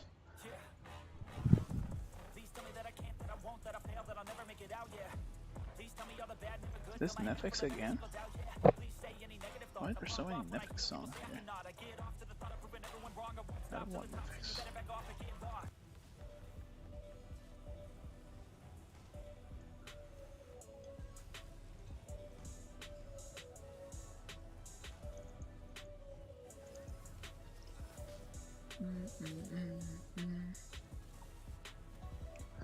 Miracle! How are you, bro? Long time no see.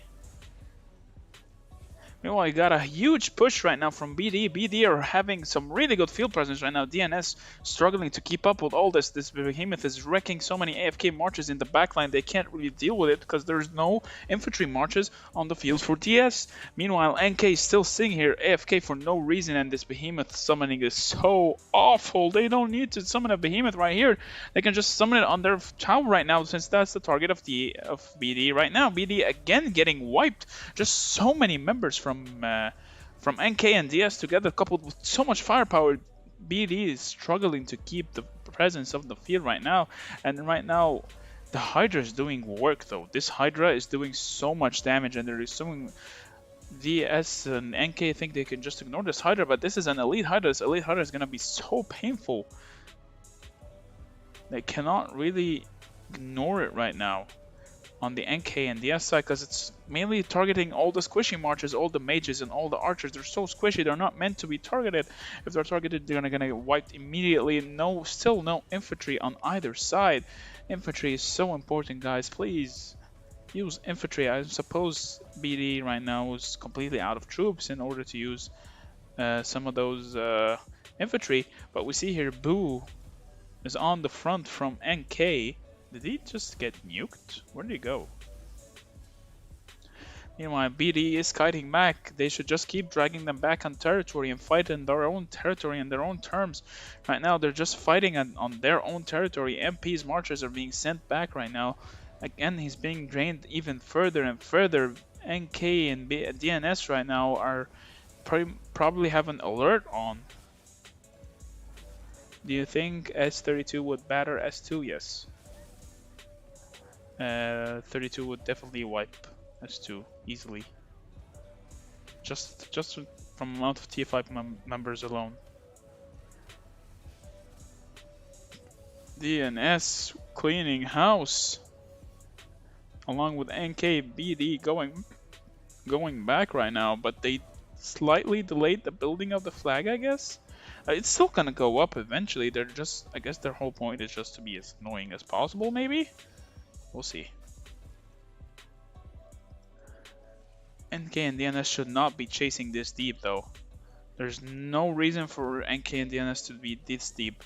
All they need to do is just take it nice and slow. They have the advantage right now. Just take it nice and slow, build their flags, get their positions in, wipe out flags, 0 people, wipe out flags, 0 people, rinse and repeat till they eventually maybe get all the way towards the zone 3 pass. Meanwhile, DNA on the northern side, they're just cleaning house on BDM2 and BDM3. There's not really much the BDM2 and 3 can do against so many players and so many stronger players as well. Meanwhile, they're just nuking the Hydra now. The Hydra has been nuked. DNS and D and NK holding yet again, and this Beastmaster needs to retire. Please stop wasting your behemoths like that. Holy, my guy, holy. Stop wasting them behemoths like that, bro. It's triggering me.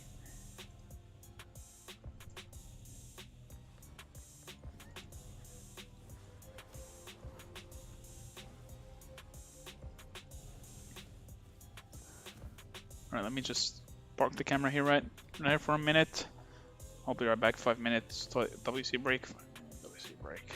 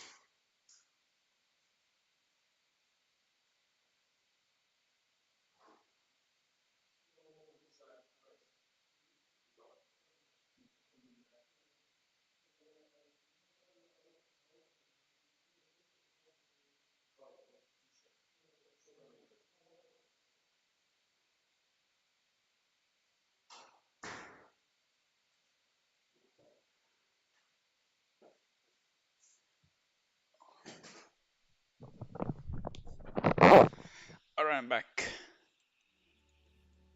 Sorry about that, bros. Need a little bathroom break really quick. What is going on now? Is BD still trying to attempt another push?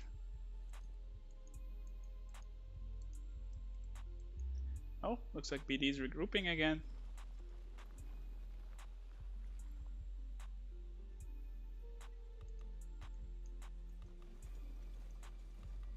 I had to rush the toilet because the door was ringing.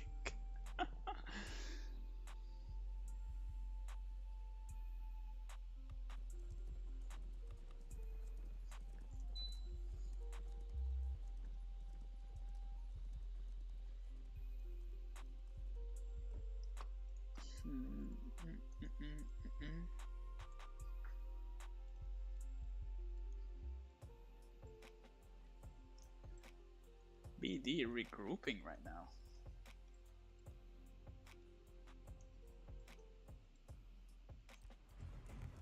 Please don't tell me the NK is gonna waste another behemoth. That same mistake. At least if you're gonna summon behemoth, summon it on this flag instead. That way you can corner them into this area. You don't have to summon it at the very far end where it does absolutely nothing. So triggering, so triggering. Why am I being triggered for DL?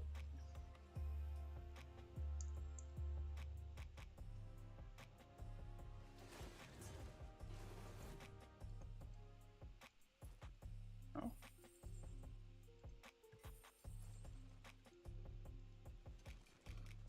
That was a good flanking position.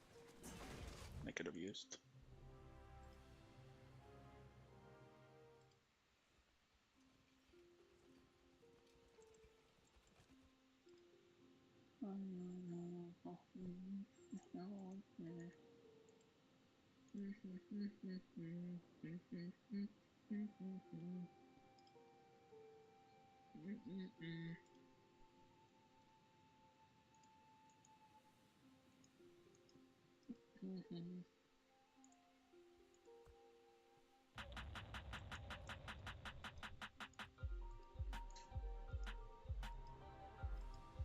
Yes, activity has woken up.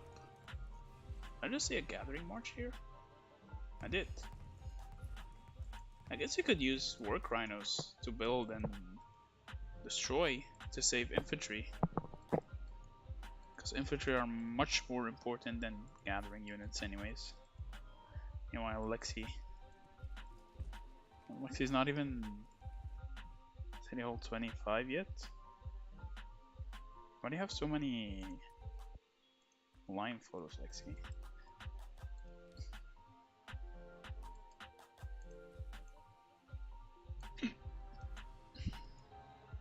Looks like we got another.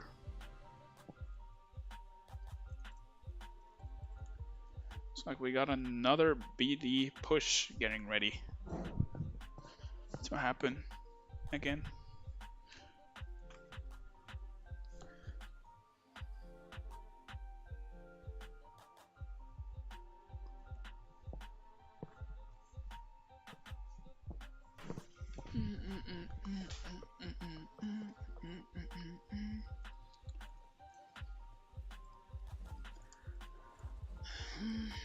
Alright, I'm gonna try to commentate on this next fight as if it's like a esports type of situation. Because I do love some commentating. Wait, where's MP's account? MP.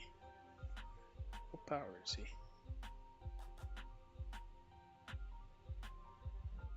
Where's MP? Holy MP! It's dropped so much. I think he's almost out of troops completely.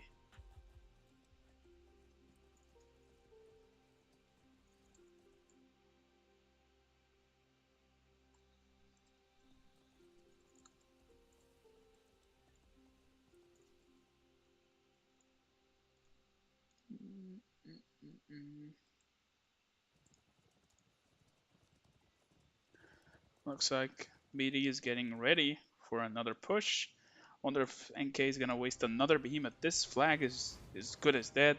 This flag is good as up. So it's just a matter of how How much time?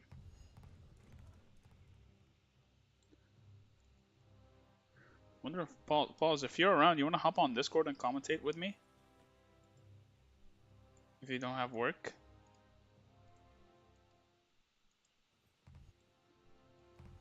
Like the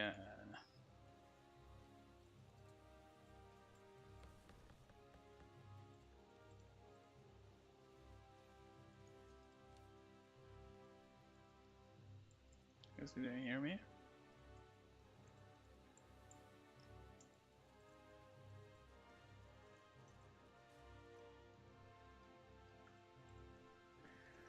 So BD is still waiting to regroup.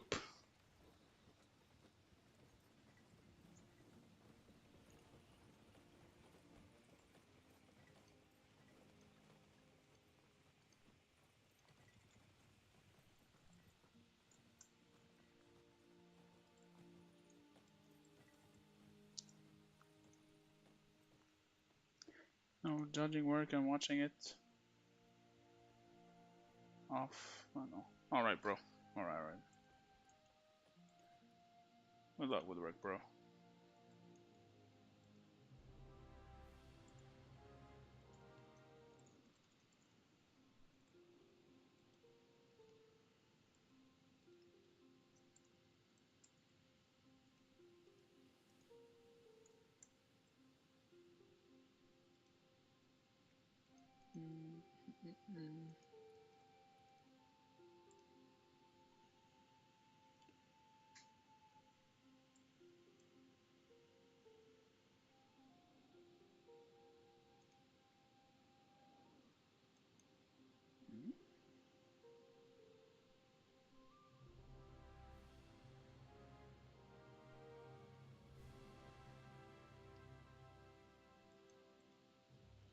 Looks like BD is getting into position again, but still no infantry whatsoever. No front line, meaning this push is gonna get smacked again.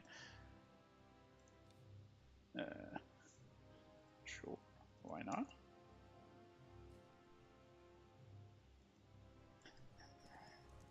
No infantry at all. But I guess they're out of infantry completely. DNS are getting ready here.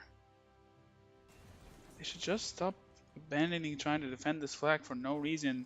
Just focus on pushing out BD's push and then try to defend the flag. Otherwise, they're just trolling at this point. Absolute trolling. Rip. Rippity rip rip rip rip rip rip rip.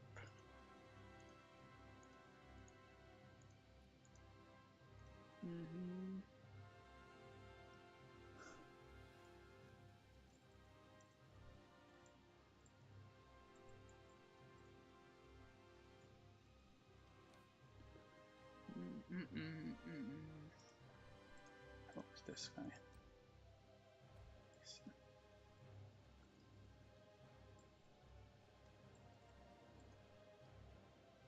Alright. Is it time?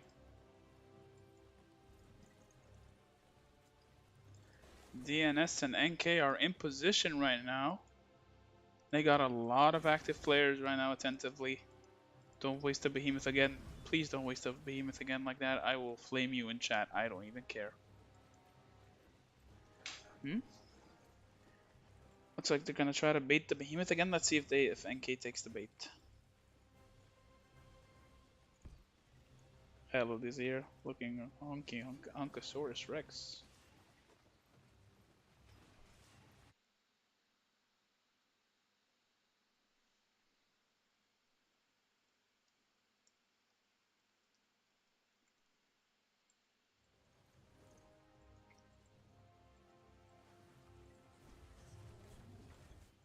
Right, BD.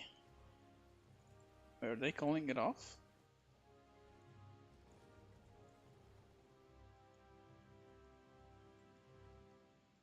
Oh.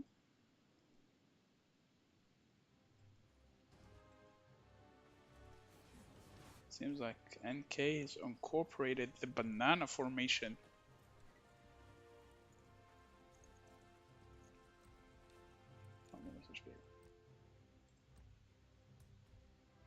Yo, yo.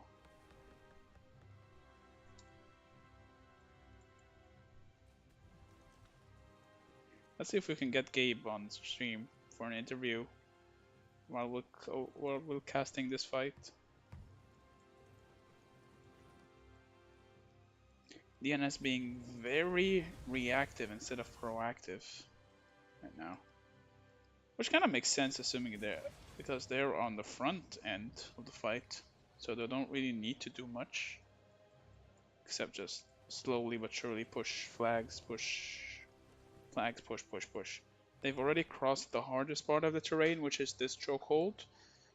And as soon as they're out of this tiny position and open up more teleport space, it's only gonna get harder and harder for BD. Meanwhile, what happened to this flag?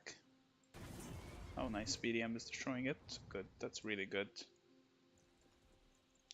This secures a big relief for BD right now. It's something they definitely need.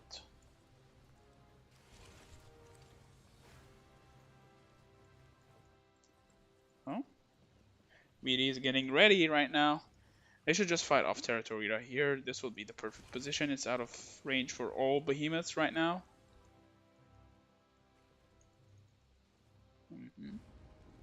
BDM has summoned the behemoth. Where did it go? Oh, they've summoned it again in the same position. BD is pushing right now. The behemoth summons a bit too early. They've summoned it too early. They're not pushing with it. Where did the behemoth go? What? I'm so confused right now. How is attacking who? How is DNS hitting each other? Did NK and DNS break off their union or what? What is going on here?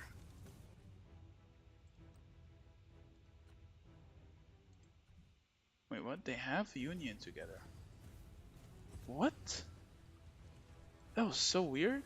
Anyway, here comes BD. BD pushing really up front right now. They have their full range marches on melee mode. They're just gonna get annihilated by all this AoE. BD, no! They need to spread out right now. They're feeding merits for no reason. The bear. Wait, where's the bear? Is the bear invisible? What the heck? What is this bug? Wait, the bear is actually invisible. Anyway, NK and DS right now are pushing really well. They're holding the BD push. BD right now, they're out of troops, they're out of members. They should not be pushing this far up. They should be taking it nice and slow, pick off people one by one. But here comes the big push with the bear. It's really well timed, very well executed. But sadly, DS and NK just have too many members on the field right now in comparison to BD, which is starting to show. The fatigue is starting to show. But BNK and DS in total control of the field right now. I can't see where the bear is. I have no idea where the bear is. Is it bugged? Did the bear disappear for anyone else? This is so weird. I can't see the bear anywhere. I mean, I think they're attacking something here, but it's not even shown on the map. What a weird bug. It's not even shown in the zoomed out bird's eye view. NK and DS dominating right now. And it's way past their peak time as well. Seems like they're just holding the field pretty well.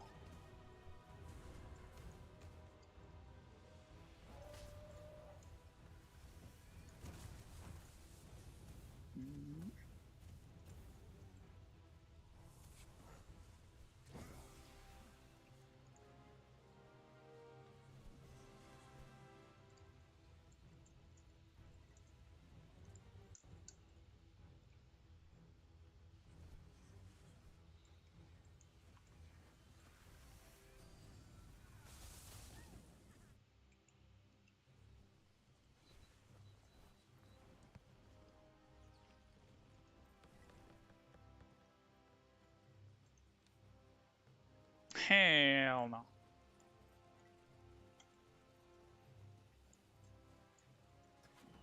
Give me $100 and I'll do it.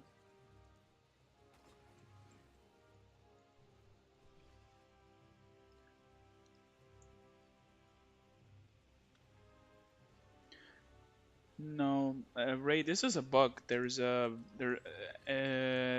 summoned the bear but it's visually bugged, so I can't really see it right now.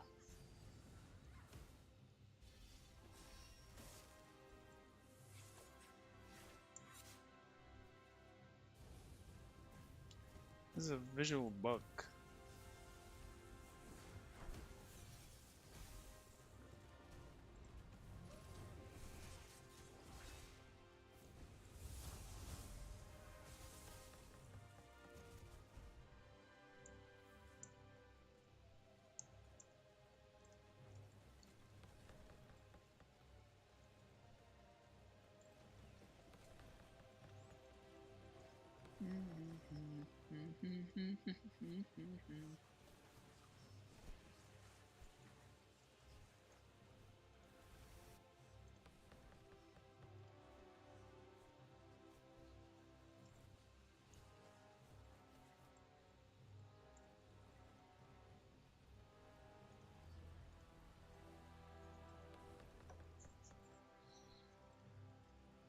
DNS just having full, absolute field control right now, which kind of makes sense.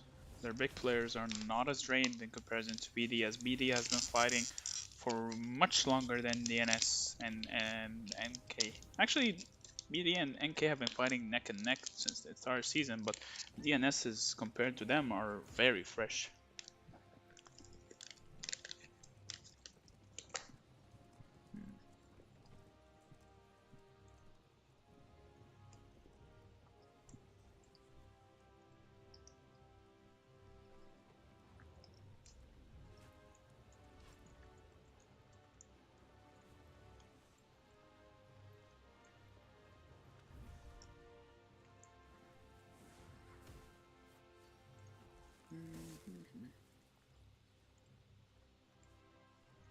Right, bros, I'm bringing you a very special person to my heart that we can do a quick.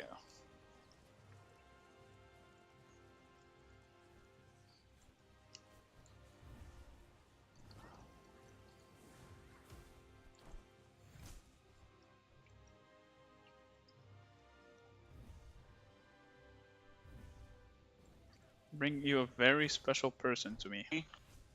Here he Hello. is, the man, the myth, the legend. We got Duz with us here. Duz, What's going on, man? feel free to introduce yourself to the stream. Hey, stream. Oh, you're streaming right now? Yeah, Live yeah. streaming? I got a whopping 9 people. Guys, I'm Duz, your average DGen, who has way more responsibility in this game than any normal person should. So walk us through it, Duz. How does it feel like to be the leader of the strongest family right now in the game?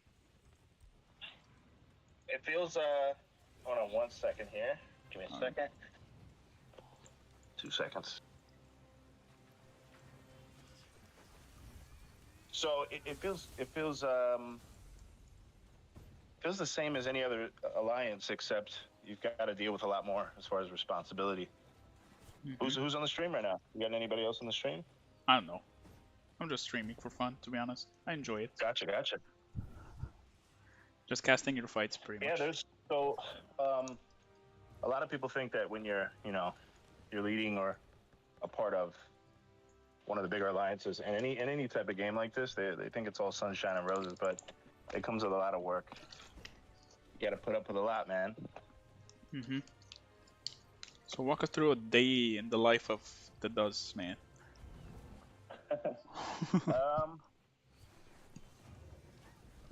I guess most of the time, if you've ever done leadership, most of the time, don't excuse me, I'm opening up an energy drink here. So, Take your time. yeah, your average day looks a little bit different than what a normal player would do in COD or any kind of game like this. You're checking chats immediately, looking around, checking, if you're in war, you're checking the scenario, the situation. The biggest thing is checking, when you wake up and you're logging into the game, you're hoping, oh shit, did we lose a flag, or are we getting pushed back, stuff like that. So it's normally just a different gaming experience. We don't just log in and respond to markers, we're the ones setting it. True. True. But you know, it's exciting to be a part of something big. Obviously, right now we're in our back foot. We're fighting on one front, close to 5 alliances. We've been fighting the entire season against the entire server. So that's been interesting, but very fun.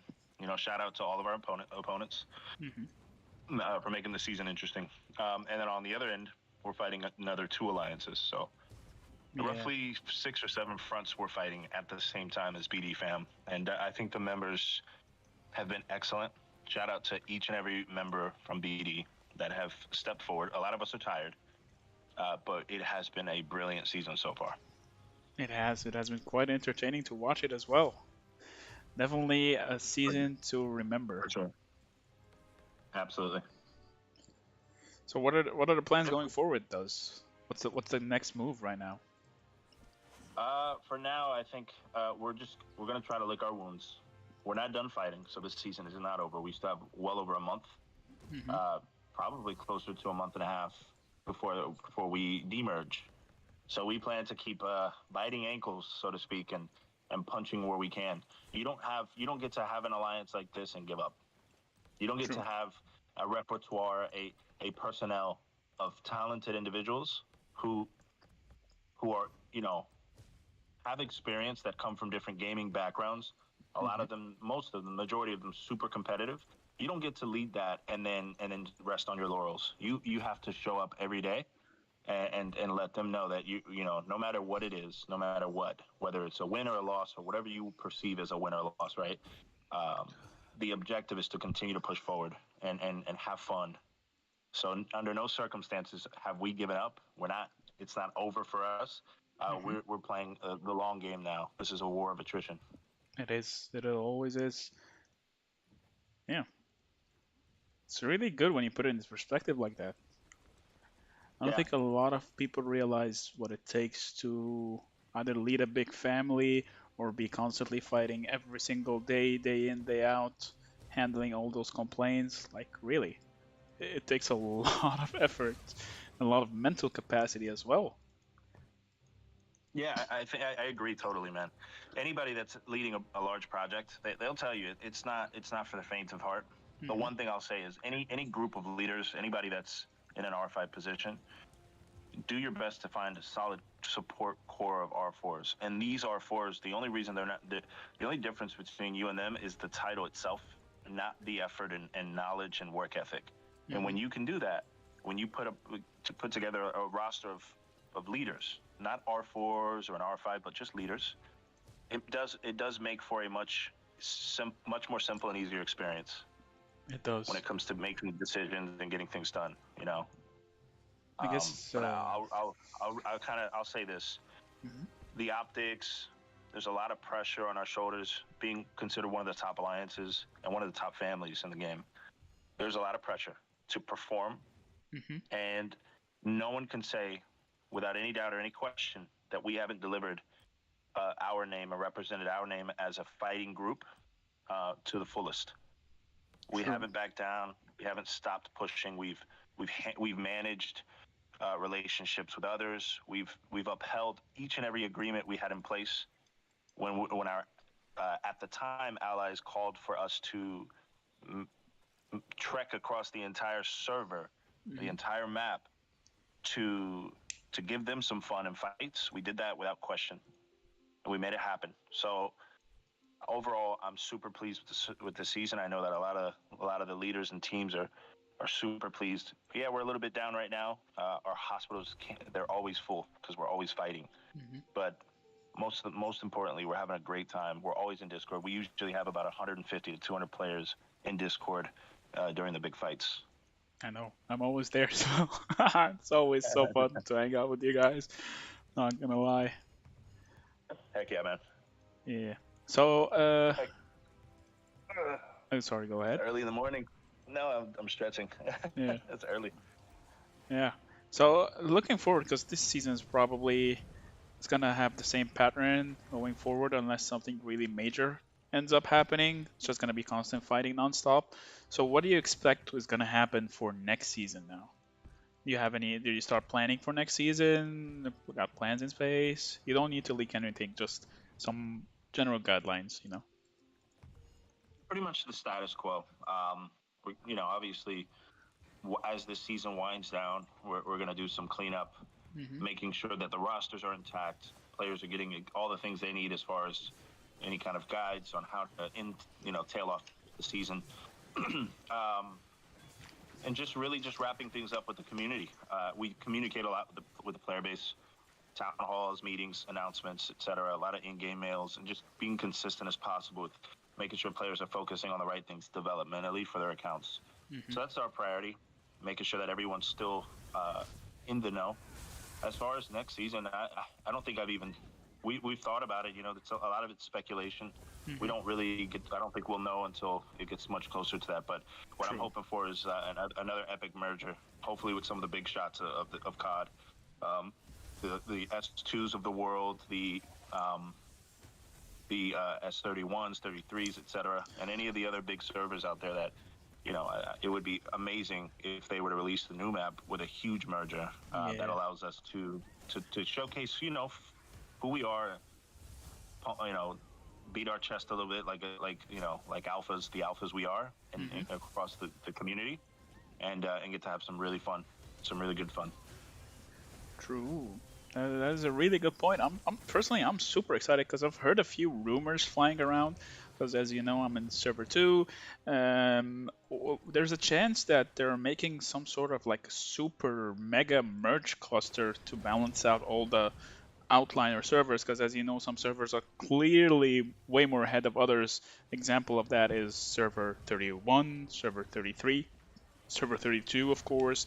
We got stuff like server 2 right now, which is extremely old in comparison. Might not have as many high power players as some of the newer servers, but the average power there is extremely high and extremely unbalanced compared to other servers. So there's like a flying rumor going around of like some sort of super merger going on for the new map, which should be coming in September, assuming things don't change or none of the pipelines things get changed. So what are your thoughts on some sort of merger like that? Like, how do you think BD as a family would fare against so many potential opponents and maybe some potential allies here and there as well? Well, one thing I'll tell you is, before I get into kind of how we anticipate that for the game itself and for the community, that type of merger that will create a crazy amount of traction and buzz, and is huge for the game as far as marketing. Of So I course. hope that they fulfill that because this last merger was a little lackluster, and we want to stay away. I think servers should stay away from having to have internal wars to satisfy the need or thirst or hunger for fighting. That's kind of what happened in 32. We kind of had to split our entire server up. Now, how we perceive that, how we would address that or approach that. We're constantly having diplomatic talks, especially when you're in leadership. Either you're reaching out or being reached out to. We just want to put ourselves in the best position to have fun. No, I'm not a big fan of one-sided fights. I love balance. So hopefully we can put together a group chat or however, some streamline of communication between all the leaders of each server and align all the top alliances. And if that does happen, figure out a way to keep it respectful and balanced, just to promote a shit ton of fun, man. That would be absolutely amazing. I would love to get a part of that. Let me out of the beta servers, developers. Please get me out. Yeah, I had left the beta. And then recently jumped right back in. Yeah, it's like a drug. Yep. So, how's the stream going today, man? it's going pretty well. Just having fun. Just right now, I'm just casting your fights between NK, DS, and BD. Casting is pretty fun, not gonna lie. I don't know. I don't know if you mentioned the word noob or not, but a noob just joined your channel here. I saw. It's the boy, the bro Legionist. Right. So let me ask you this: what do you think is the future looking like for BD in terms of goals and like what you guys gonna like? How do I word this properly without sounding like a monkey? Let's just say what the future looks like for BD in general, because right now, Man, from the Yeah. outside, people see BD losing, so they're thinking, oh, is BD gonna fall apart? Is BD gonna break up? Is DES gonna absorb some BD players? Like, what's the mood like right now? Considering you've been fighting, like you said earlier, you've been fighting for the entire season, and now you're starting to get pushed back. You're starting to feel the pressure that might drive away some players and such. So, what's the future looking at right now? So I just want to make something clear. Under no circumstance do we feel we've lost. Hmm. We have taken on every opponent, every alliance, and every engagement this entire season. We have chased down the fights. We have shown up every time when an opportunity had presented itself, and we have won every engagement. This is the first time, and it happens to be in Zone 3, where there's a consolidated effort in a season that was designed to be a free-for-all. There is a consolidated effort to unravel the BD family and push all power against us in this season. Hmm. Initially, we had set up a free-for-all to have a balanced, fair fight, and there had been agreements that were broken, putting us in the circumstance. Dude, we're still getting 100+ players logging in every single day. No one is anybody that's defecting. Most of the time, you're gonna always have players that defect, or the objective here is not to not making everyone happy, but establishing a loyal player base, a community of fam. One, theoretical quote unquote loss, if that's even what this tends to be, because we don't see that in our future. Hmm. Doesn't break the integrity of what we've built here. When when we have these town halls and meetings in Discord and 200 players show up, that's pretty impressive, and not a lot of communities can even pull that off. So I don't see that happening. We're not going anywhere, and as long as there's a solid core of leaders, a solid community, and a loyal player base, uh, some of you that are hoping that we fall apart and unravel, I have bad news for you. We're here to stay. And we're super excited about the tail end of the season and extremely motivated about the potential opponents we face next season. Because no matter what, Nice. we'll be there. Well said, my man. Well said. Huh. Unfortunately, I've had to have that kind of conversation, so I was well prepared for it, bro. Yeah, I didn't leak any questions. I'm just making up these questions on the fly. Uh, Your uh, improv. What is it? Improv skills are high, bro. Thank you, thank you, thank you. All right, so let me ask you this then.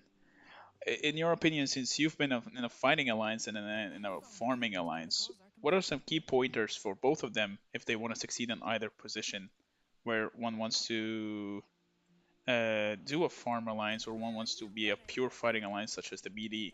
Like, what are some key points some leaderships could implement in order to be like BD? Because BD as it is right now is basically the flagship for the fighting alliance, pretty much non-stop fighting. You've proven it time and time again. You're up down for the fight. You're pretty much taking on the entire server. Like, what's the key pointers anyone should keep in mind in order to be the go-to farm alliance? Well, communication. I think it's as simple as that.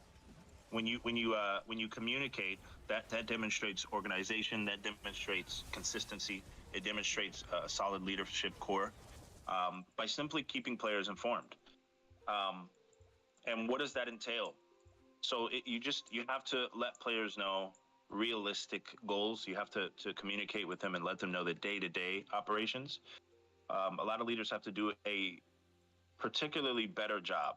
Um, Getting into voice chats, or if you're not really Discord oriented, honestly, any successful community is Discord oriented. And if you don't use Discord, WeChat, depending on your culture and where you're from and what's available to you, you should use some outlet of voice communication for the tangibility, the ability to lock players in. It's huge for retention, and retention meaning keeping players engaged, even in a situation, because no one wins forever. No one wins forever, and no one will win forever, right? The objective here is not to focus on just the result of winning, but mainly the togetherness, the community, and the effort you put in to try to achieve it. I think that's more valuable in the end result, right? Hmm. Um, it's just like sports in any sports world, right? You think most of the time the core of a sports team, they stick together after a championship win, or after a championship loss. Now, if it's continual, then of course things change. Players get traded, or things happen, right? But for the most part, the integrity of that team stays intact. You know, we're not here. Like this team in general is not here for just this season or next. We're here for the long haul. We look to make this community and inside of COD something over the next few years, and we want to grow. So any advice that I would tell anyone that's in a leadership position, that's whether you want to just be simply farming or you want to be one of the bigger fighter alliances in the game, communication. Communication. I think that's really good advice, and it's also highly underrated. Like personally, I've been in multiple alliances. I've been playing games like this for over 10 years now. Most of the alliances that I see succeed or fail basically sum up what you just said. It all boils down on how communicative leadership is with the members, how often members can get how well members get along with, do they act like a family or are they together out of convenience? Like all those small things, I think a lot of people tend to overlook, which, like you said, really do add up and really end up showing a very big difference between a successful alliance looks like and one that is just together out of convenience. Exactly. And one thing I will say is we've learned a lot. You usually don't learn in your victories. There's a lesson to be learned in mostly losses, right? And we're not chalking this up as a loss, but the probability of us being able to regather and push, it's a 50-50. We're gonna give it our best. We're gonna try, and I'm a realist. I'm also very optimistic, though. There's never gonna be a moment. What I will guarantee is there won't be a moment where we'll stop or surrender or give up. That's all that matters. There are uncontrollable factors, but as long as like people feel, I don't know. There's so many communities and examples in Rise of Kingdoms of servers that were able to stand the test of time, and there are some servers that are the Mount Rushmore of Rise of Kingdoms, right? They've planted their flags, win or loss. They've cemented their legacy, and that's what we look to build here. It's about cementing our legacy and becoming, part of that Mount Rushmore. And if you don't know what Mount Rushmore is, go ahead and Google it. And we want to be a part of that legacy here in COD. So a lot of excellent people, a lot of brilliant minds, and just a shit ton of talent in this engagement. And I'm super excited to be a part of it, man.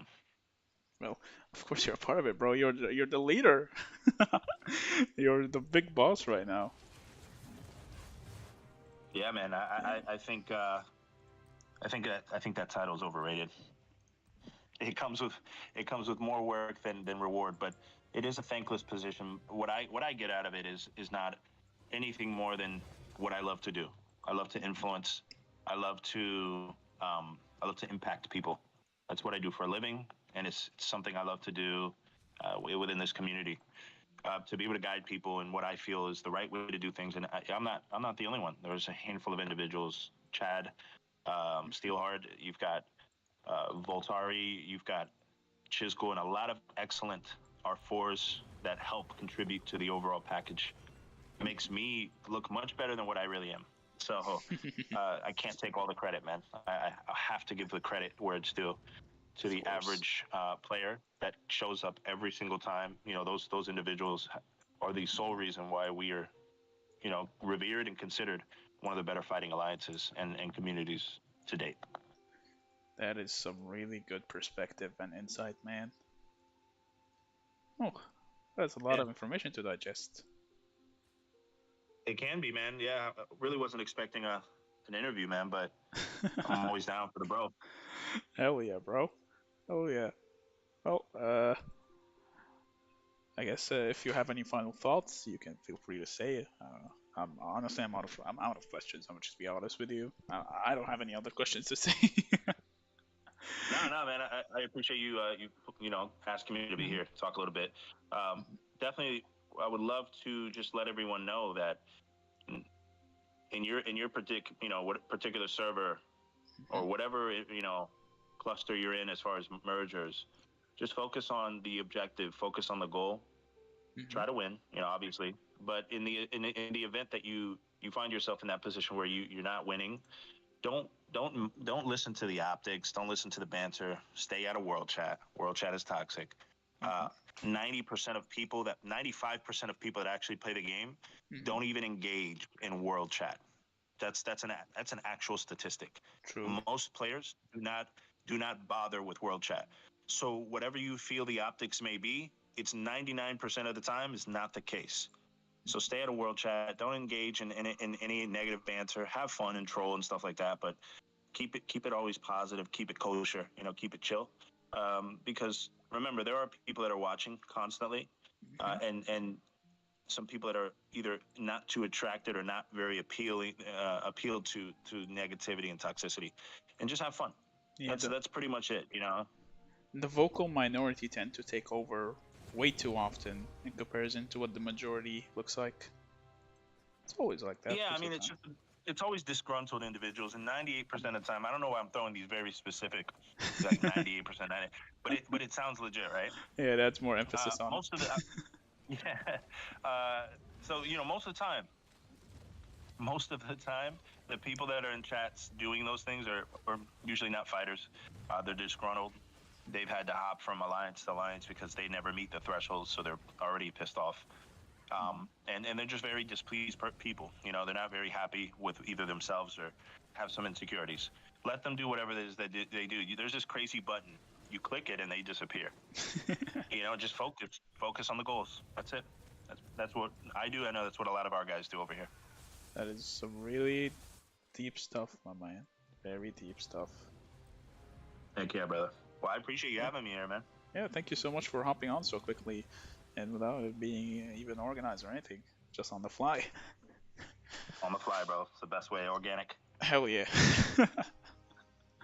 All right, brother. All right. I'll take care, bro. Talk to you soon, man. Later, bro. Later.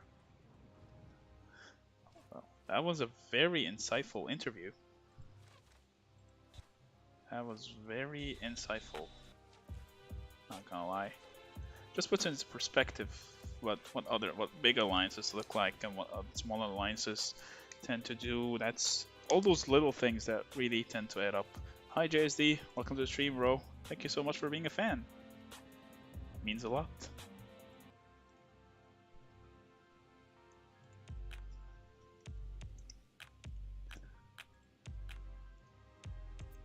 Means a lot, my friend. Right now we're waiting for the leader of the DNA family to come here and let us know their thoughts and how the season is going, what they feel like. Let's just see how fast he can be here. I think we can go.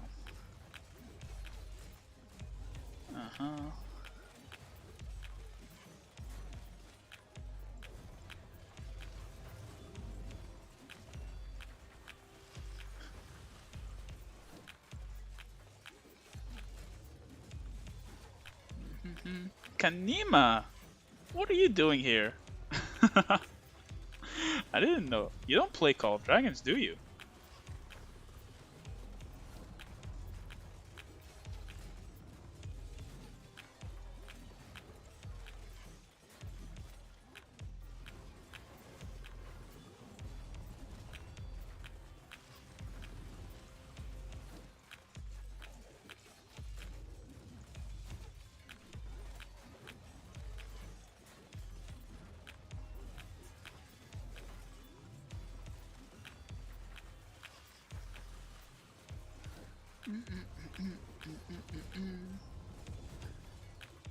Kanima, we can hop on and smash each other after I'm done streaming, if you're free. Wait, where's Gabe?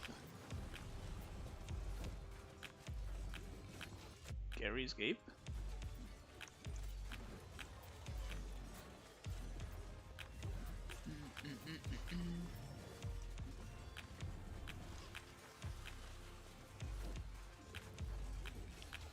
Meow meow.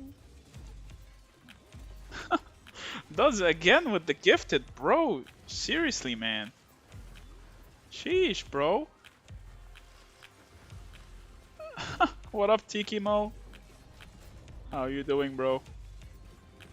What up, gay bro? Alright, we need someone from leadership of DA or DS or NK to hop in and give us their perspective on the side.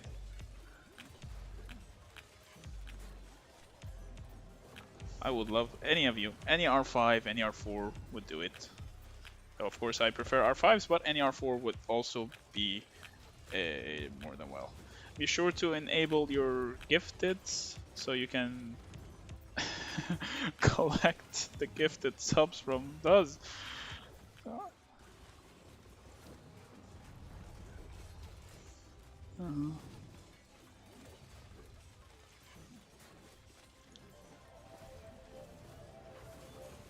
Best to interview DS and NK. I don't know. I don't know anyone from DS and NK. The people I knew quit the game, and SCL doesn't really speak English.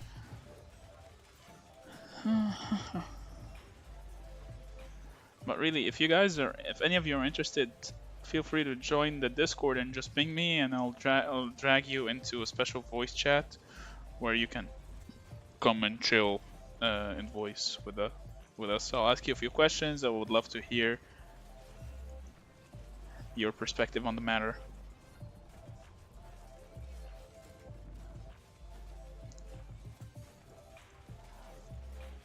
Kurt Bido, the original Bido. Is this Kurt Bido other than? Isn't that the 70 million guy? I forgot his name. Kurt Bido, right?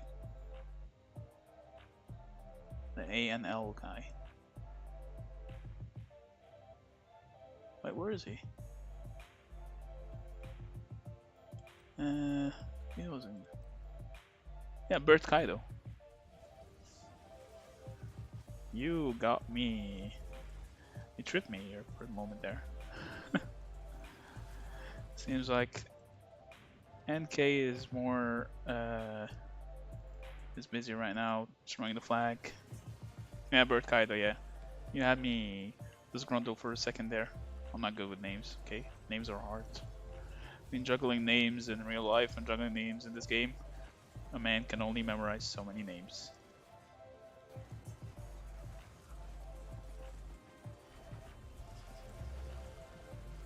By the way, have you guys seen the new commanders? Their visuals?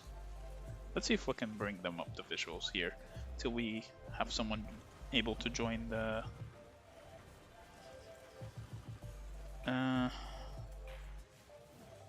this. Let me copy this image.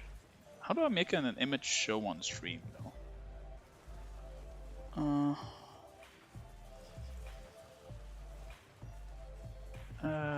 Sources, I guess. Media file. No? Wait. Image. Oh yeah. Let me add image. Add source. Oh, I think I figured it out. Save image.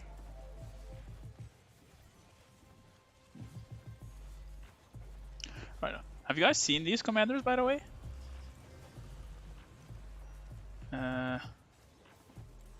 Wait, Bert Kaido wants to volunteer on the interview? Feel free. Alright, is this image showing on stream right now? Let me check this because I'm a bit of a noob in this. It's hard.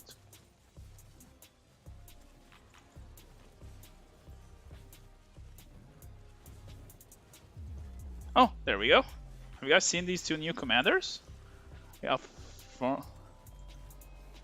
Forendil, the new flying cavalry commander, and we got Theodore, the regular cavalry commander. Looking pretty nice, huh? I'm super excited for them both.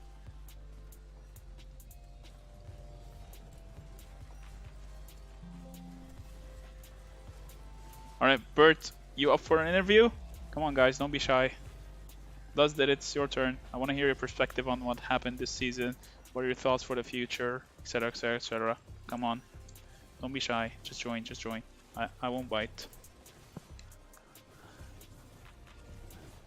Unless you want me to.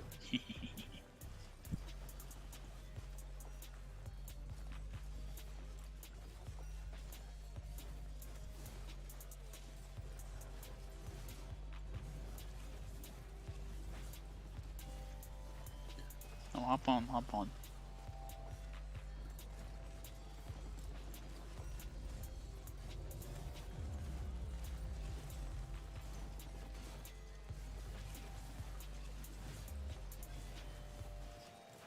No, it does. I don't bite.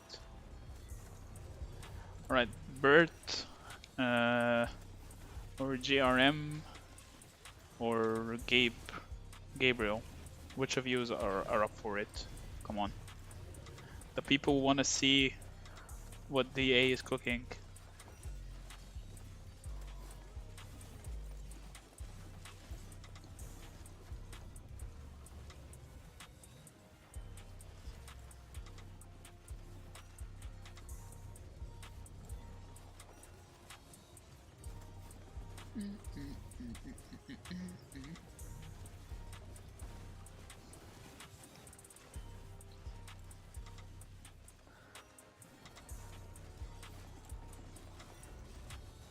Alright, let me ask this again then. Come on, guys.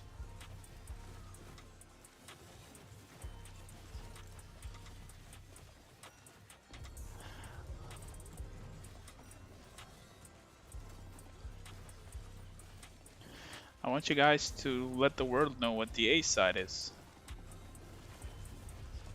Or the S's side is. Or NK's side is. Or whatever side of the family it is.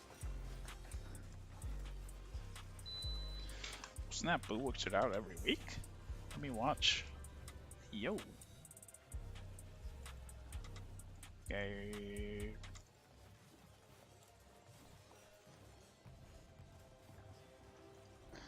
Isn't he at work?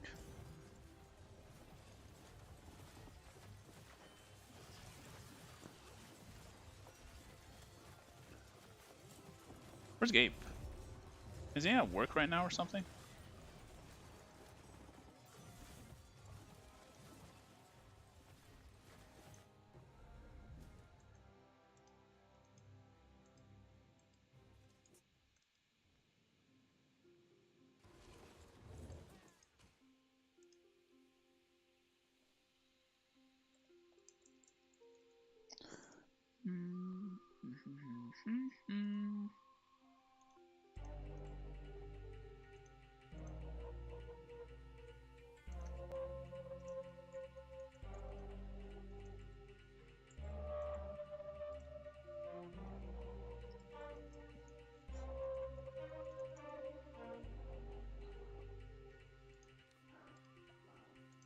Alright.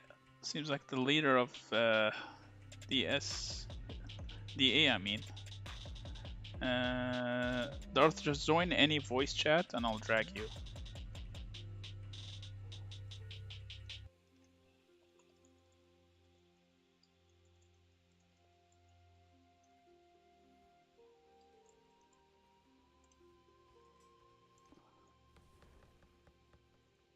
No. Wait, what was your name? Darth J. Okay. Okay.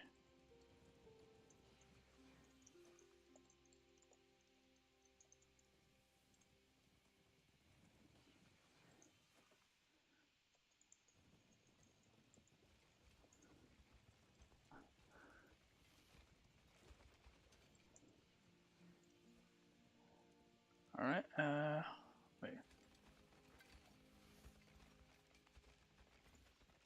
Wait, how do I drag people? Pause, can you do it? I don't know how to drag people.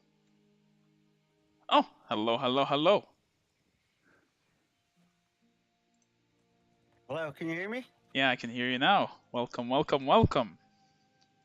Okay. Alright, So, feel free to introduce yourself first so everyone knows who we're talking to. And I'll ask you a few questions afterwards. Of course, keep it clean. okay. Alright, feel free to go. Yeah. First of all, I'm Darth Jr., leader of DNA. Like a sub-alliance of DS, under under DS.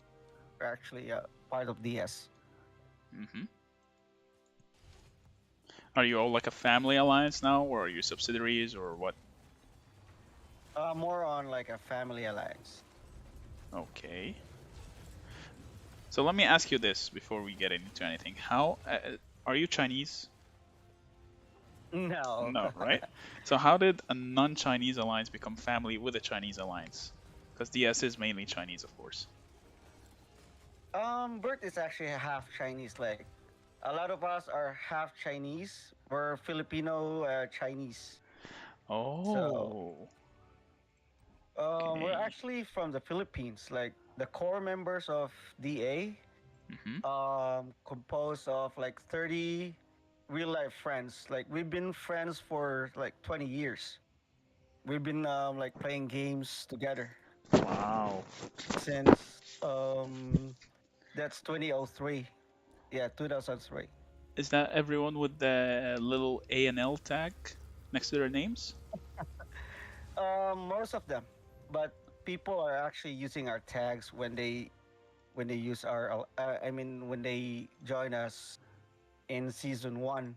Mhm. Our alliance was actually armed and loaded, but we're kind of like in a tight spot because we didn't know that Chisco and Blood and DS are gonna fight in Daraland because in season one Mhm. we're actually in Daraland and we don't know that they're gonna clash in Daraland in when pass opens. Mhm. So what happened was just to answer your question when we're why we're in DS or in Dragon Family Mhm. because we actually talked or tried to reach out to Blood because we wanted to join them, Mhm. but there's actually no one answering us because we're not that big when the game started. Like we're actually Oh. very like a small alliance. You were caught in But the crossfire of two behemoths, basically. yeah, so um, luckily when I tried to reach out with Dragon, they actually like replied as soon as we like try to reach them. Mhm. And I talked to Burning. If, yeah, you know Burning, right? Of course, Burning, for those of you not aware, Burning is an extremely close friend. I do consider him my brother. We've played together for a Really? season and a half. Yeah, we Yeah, in played together in season his two, beta. right? Yeah, in beta, yeah. The beta service, yeah. Yeah, And we still talk to this day. So yeah. he was So handling diplomacy back then for Dragon. yep, he actually is. And good thing that Burning accepted us, and the Dragon family accepted us. Hmm. So what happened was there's a lot of drama. Um, like me being accused by Blood as a traitor because um, virtually they actually offered after Dragon accepted us. Like there Is was that a in season one? proposal. Yeah, that was in season one. There was a proposal coming from Blood Hmm. that they actually want us in, and there was just like a miscommunication with everything, and Wait, so the let me offer ask you was kind of this. off. Let me ask you this. Who did Sure. you reach out to in Blood? Because we got a lot of people from Blood watching as well.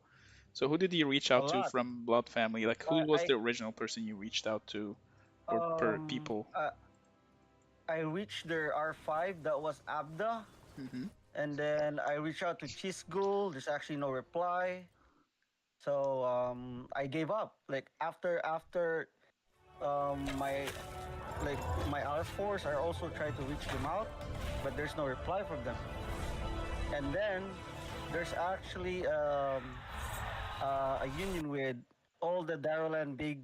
I mean, not that big, but the strongest alliance in Daroland was like three of us: 32B, Arm Loaded, and Hmm.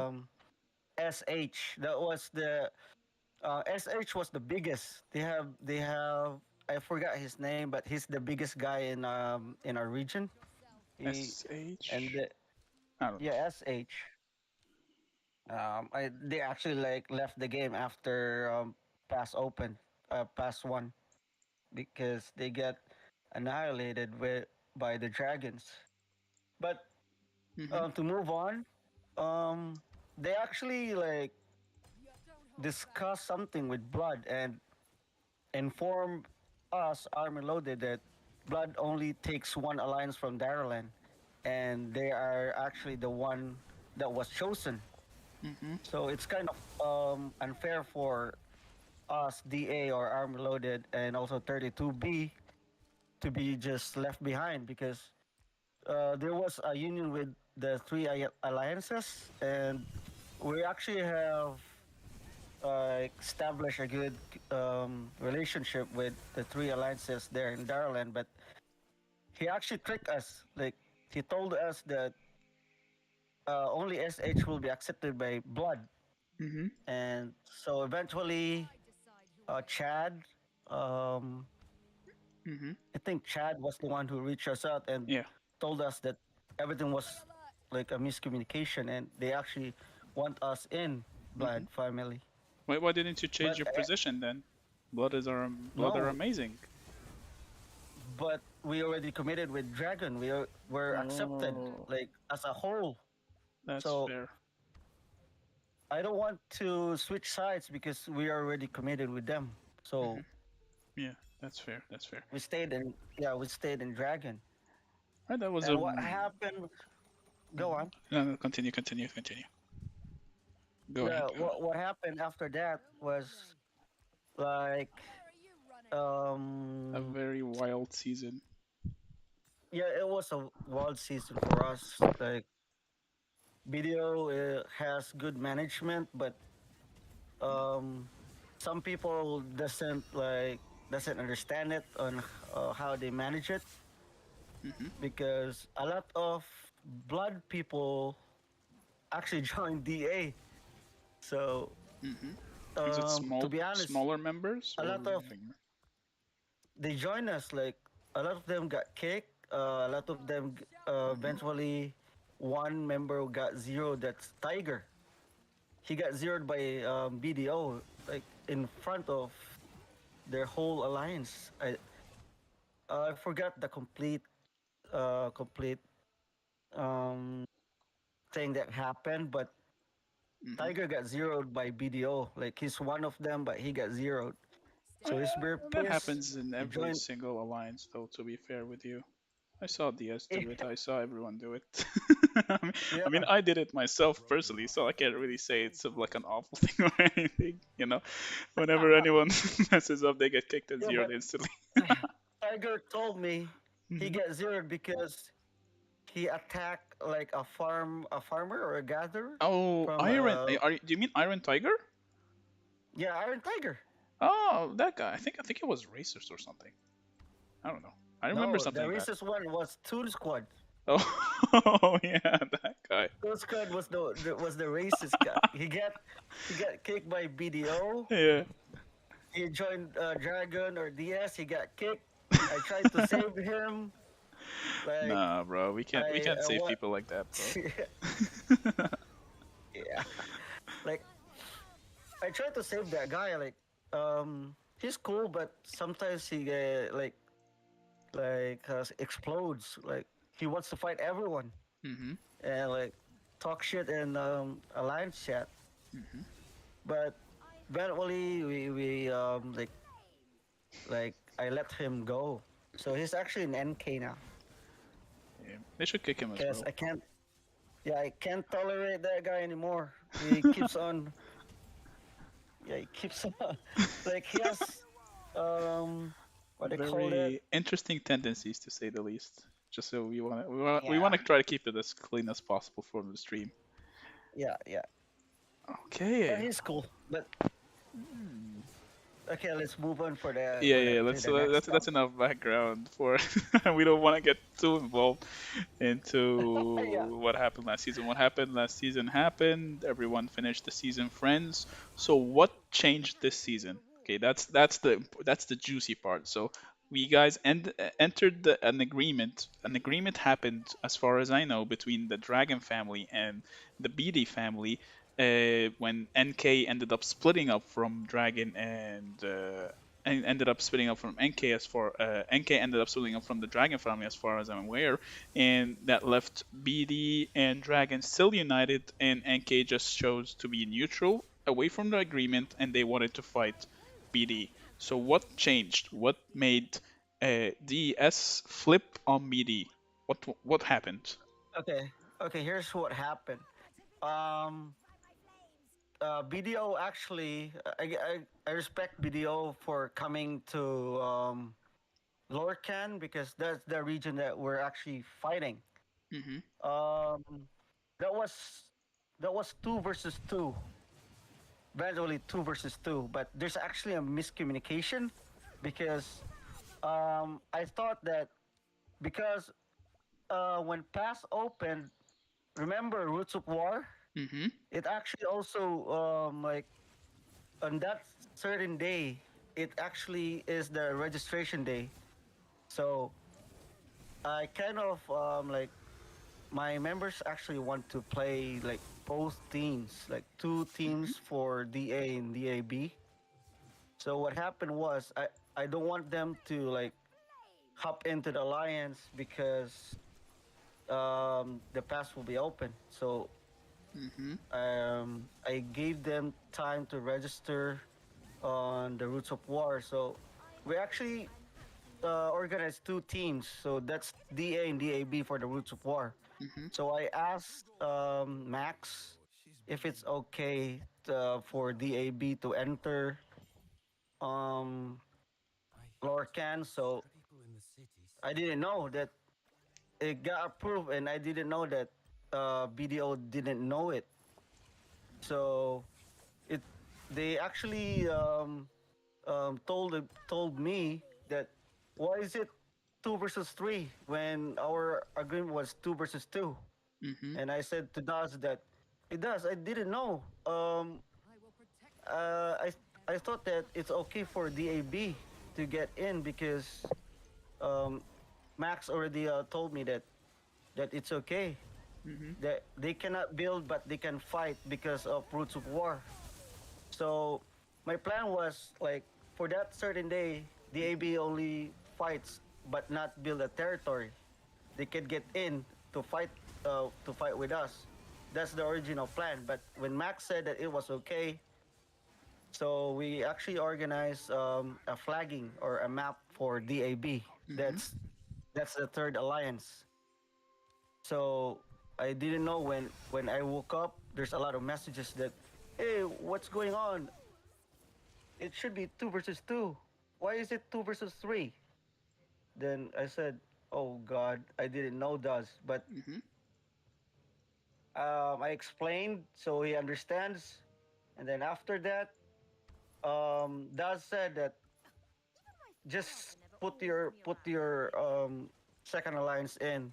It's 2 versus 3, and let's just have fun. Mm-hmm. And then after that, the second day, I think that was the second day of the war. Um, That was Lorcan. NK, I think the agreement yeah, for Lorcan and was fighting for 3 days, right? Or 4 days, something like that.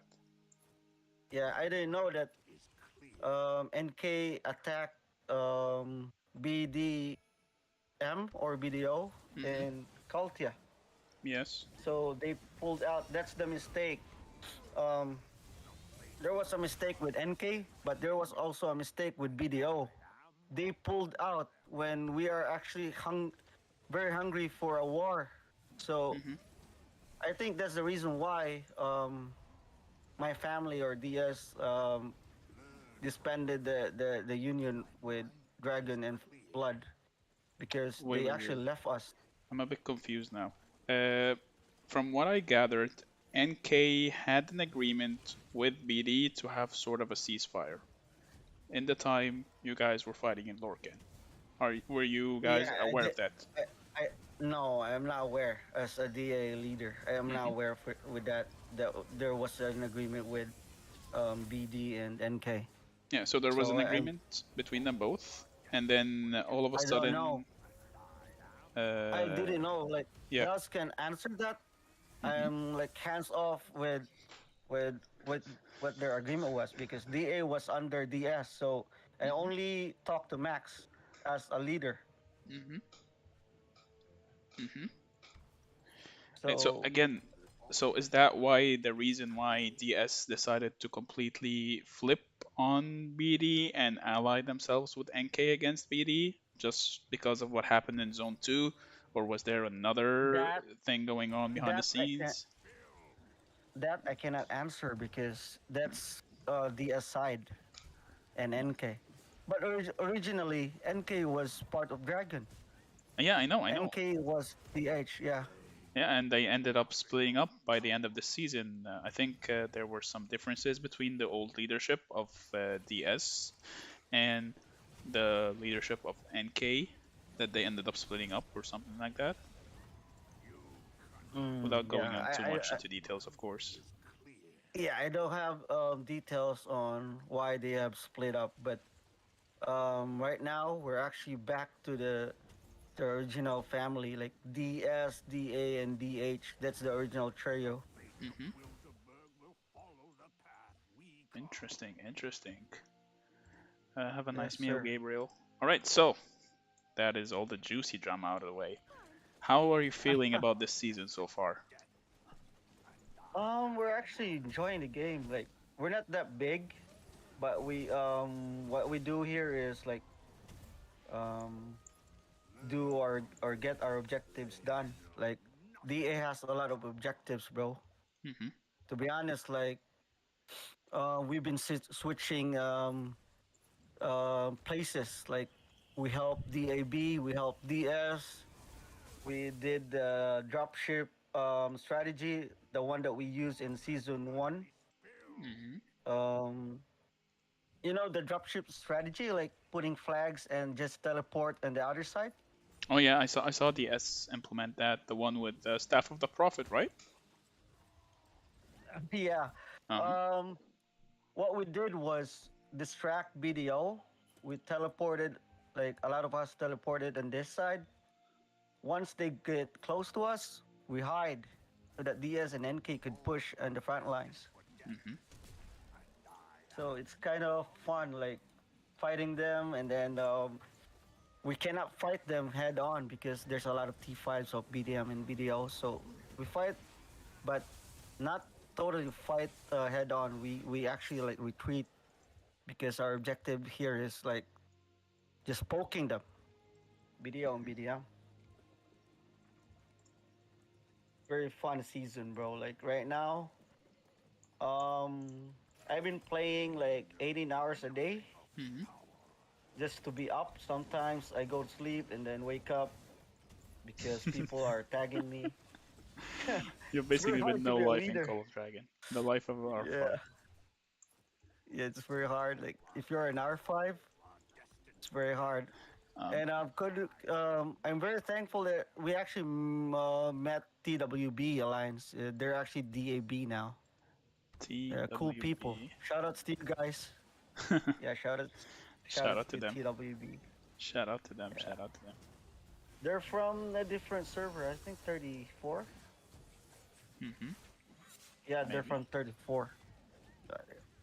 Interesting. Interesting. Shout out to them, I guess. Shout out to them. Okay, so let me ask you this. What do you think is the future of the DS family now?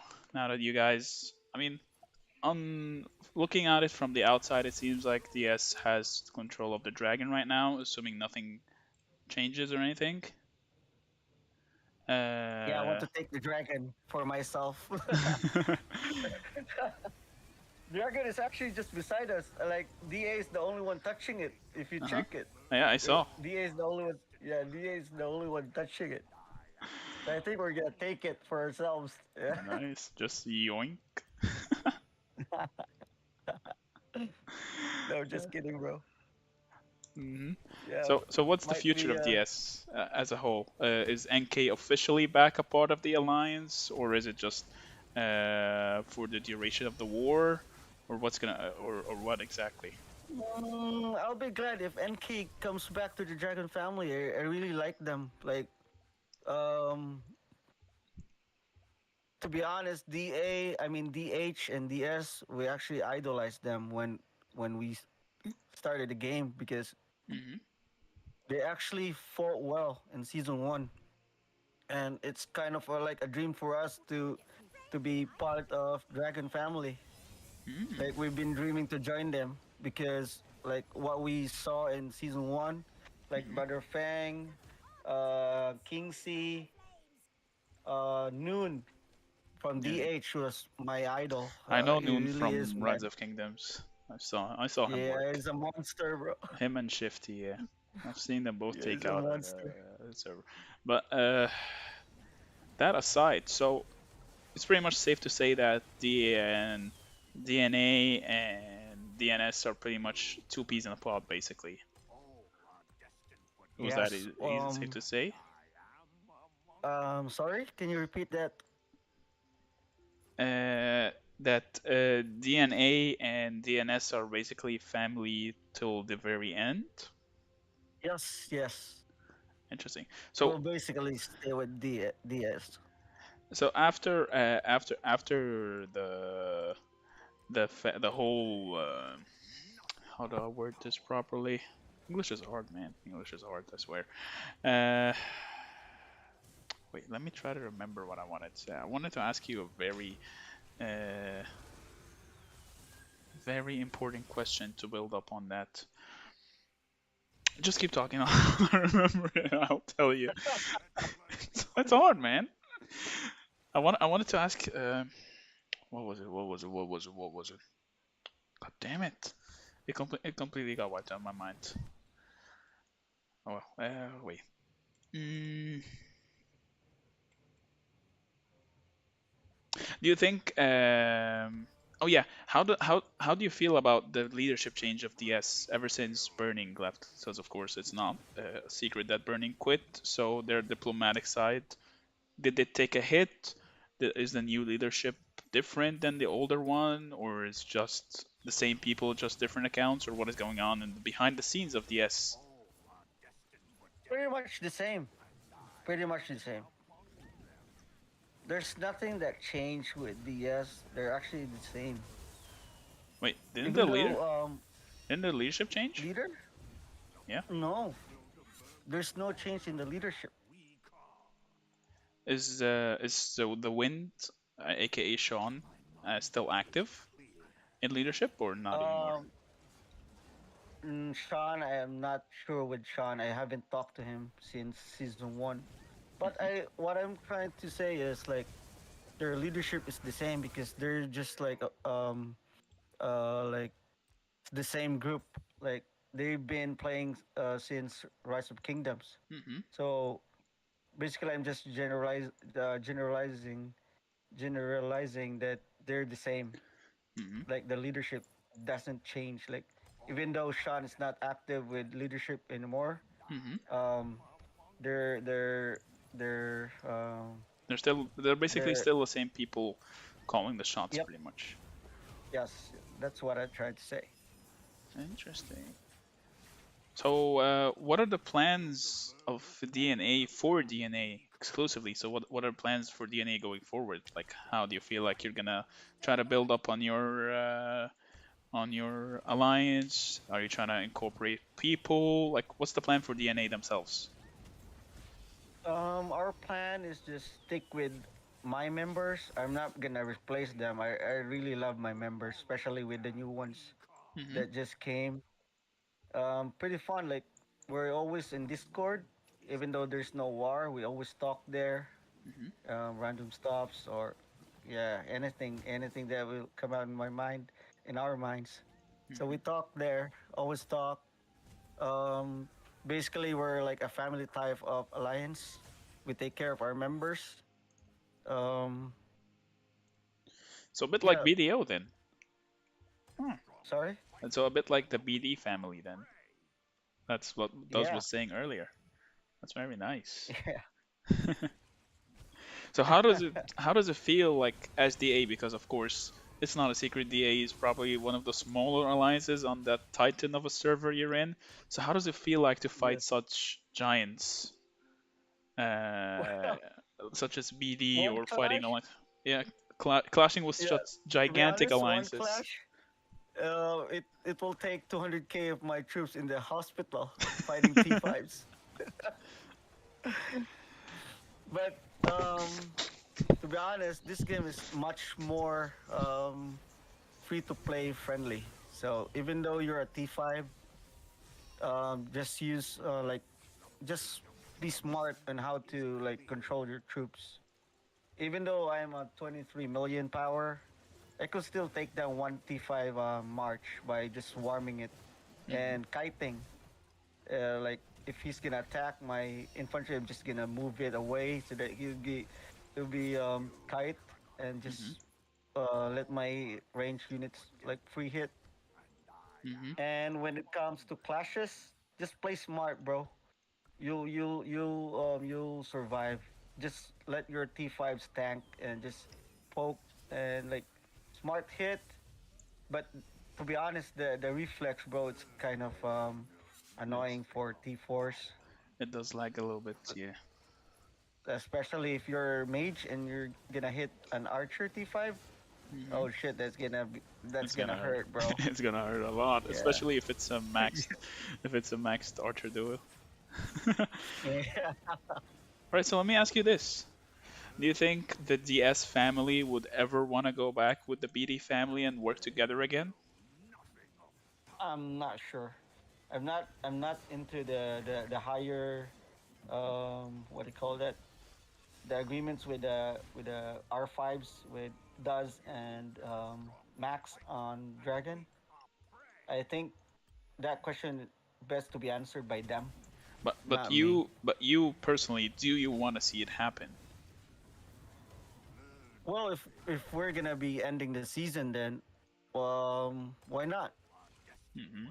Like there should be like an end game of what's happening, right? So it would be cool if like there's gonna be another um what do you call this, A merger? agreement for everyone here in this season, because we're gonna fight another enemy in the next season. I see, I see. So what do you want to see in the future? Like, which alliance would you want to face? As DA, of course. Um, as DA, a lot. Want me to? I mean, the question is for another alliance or another server. No, another server, anyone, like everyone has like their dream matchup. So what is DA's dream matchup? What do they wanna? Which alliance do they really want to face going forward in the future? 33. Why I 30? think 33. Jedi or BXS? Um, Jedi is actually Asian. Uh, I, I think we're gonna face Mephisto. That's the dream match. Oh, Dragon versus Mephisto. you want to go versus the big boys? Of course, we have also the big boys here. Hell yeah! I mean, it's always more fun to fight against bigger players. That's for sure. Yeah, Interesting. it's just that that's the reason that I want to like fight Mephisto as Dragon member, Mhm. because I think he's racist, and I don't like people being racist with Asians Mhm. belittling people. So Whoa, whoa, whoa, whoa, um, I, whoa. I think that's gonna be like a good match, 33 versus 32. Mm. That is that is very good information. All right, so do you have any tips for aspiring leaders that want to end up leading an alliance? Like, what are your thoughts, thought process about leading an alliance, especially being in If you a don't, branch of a family? Like, what are some yeah, interesting dynamics of that? Because I know it's much yes. different than being in the leading position of a family. First of all, quit your job and just focus on COD. I know. Just I kidding, feel bro. like every single day, man. Basically, you just need to like manage your time, and especially manage if you have a family. Manage your time with your family in the game, Hmm. because it impacts everything.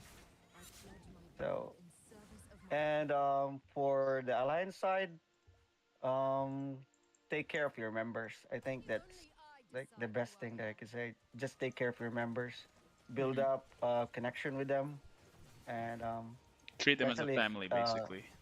yeah, basically. I mean, in these games, you start for the gameplay and stay for the community, pretty much. Wouldn't you say Mm, so? yeah. Hmm.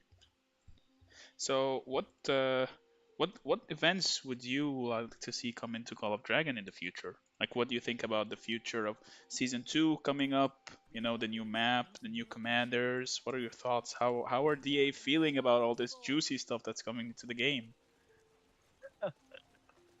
First of all, I think Call of Dragons should put on more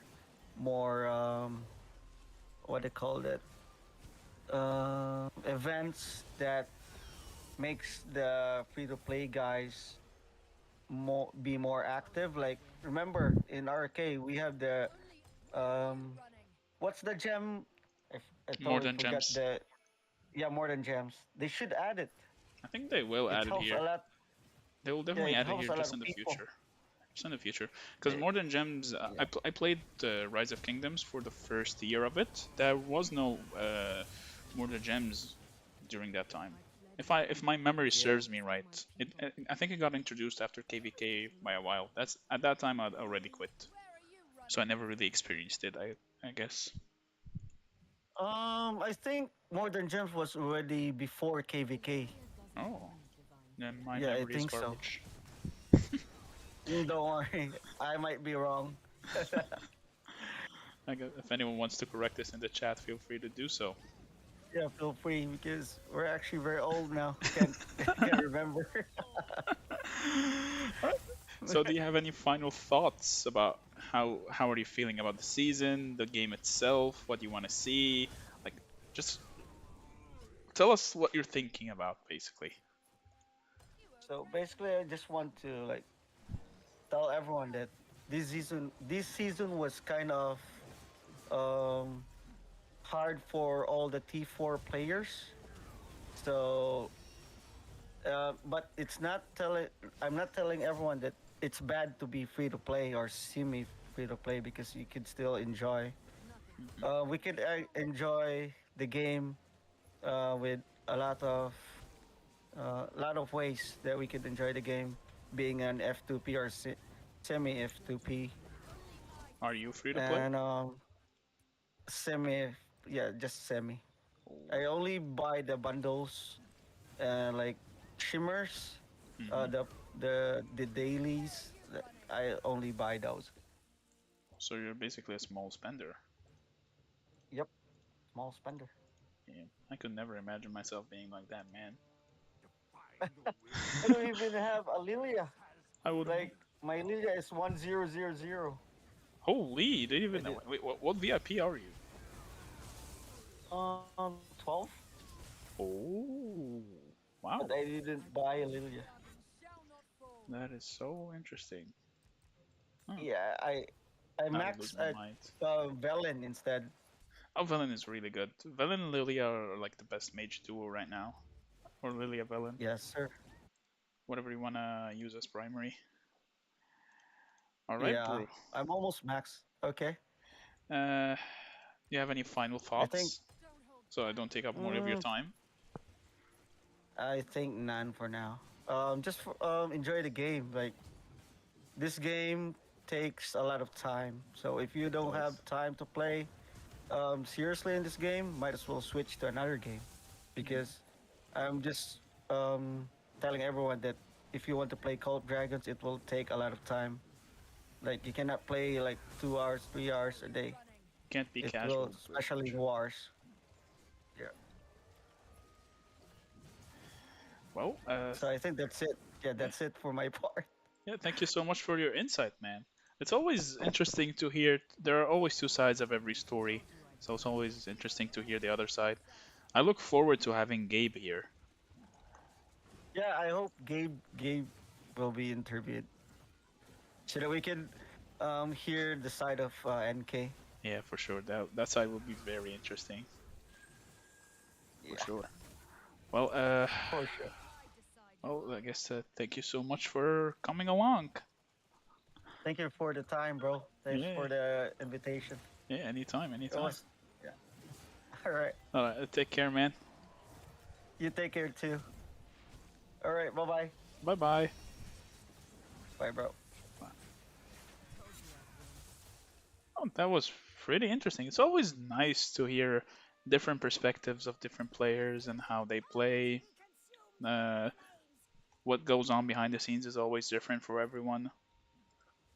So many factors going on. I think that's what the beauty of games like this, what, or basically what games like this bring out of most players, that it brings out different perspectives, different experiences, which honestly is one of the main reasons why most of players end up falling in love with these games.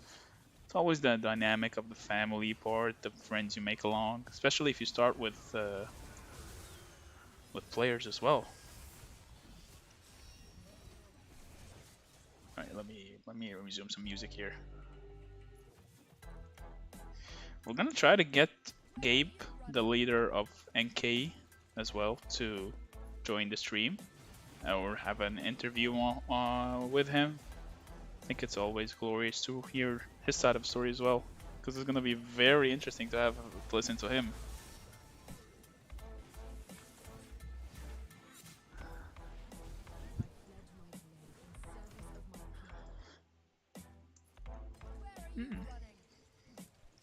Server drama.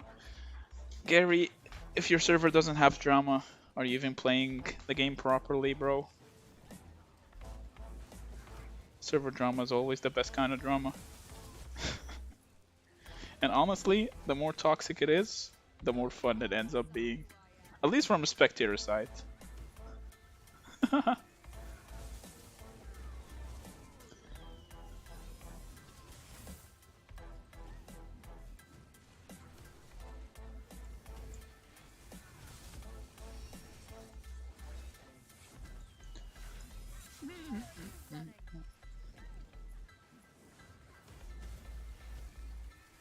You know what? Having played so many games, love it or hate it, drama makes the game fun.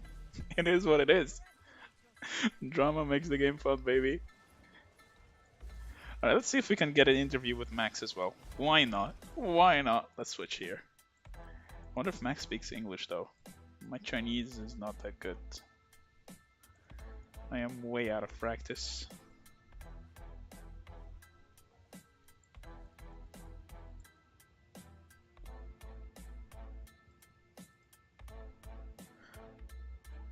Alright, let's switch to 32. Check out how our boys are doing. I love the fact that there's a chance where my server might end up meeting S32 next season. It's gonna be so glorious. Finally gonna have some action.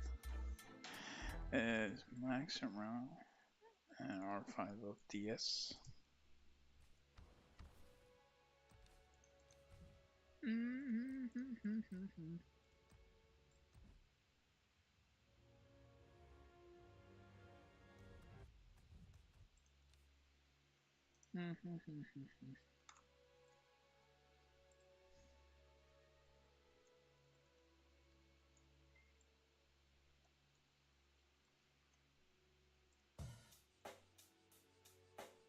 Check the mic and make sure it sound right, boys.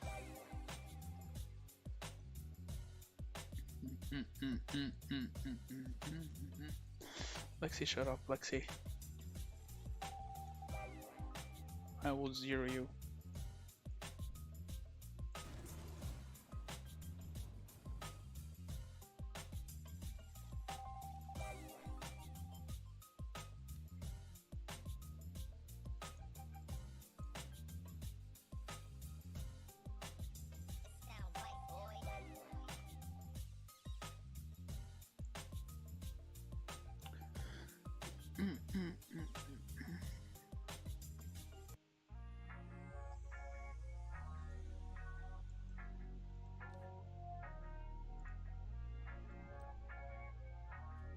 Oh, damn, she cute.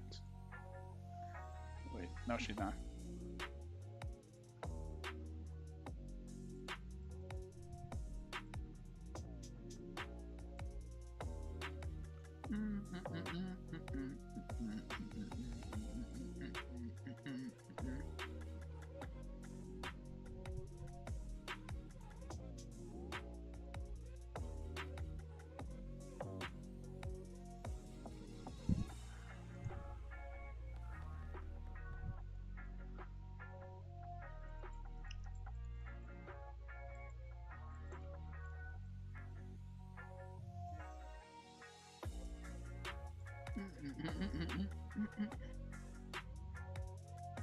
Oh, they're asleep. Guess we could try it tomorrow. Maybe I'll stream again tomorrow for the Wheel of Fortune as well, since tomorrow we're getting out the wheel. We might manage to get some juicy people to interview as well.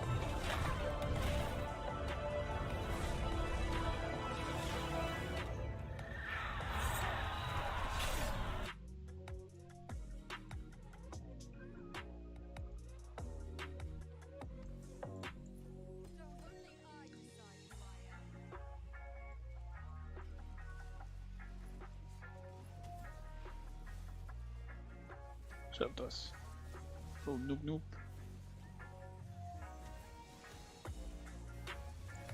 Alright, should definitely report that avatar again. Wouldn't you say so, chat? It's way too sexy for the game.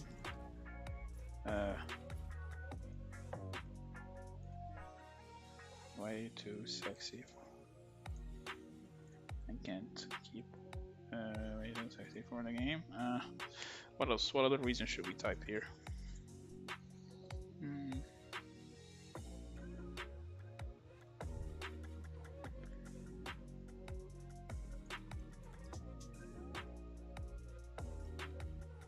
No? None? Alright, really then.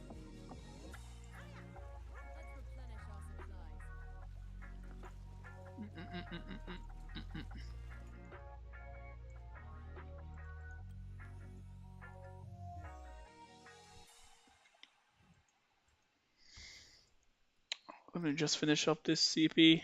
We started the stream with 30,000 CP. We better empty it. Empty our bag, all of it.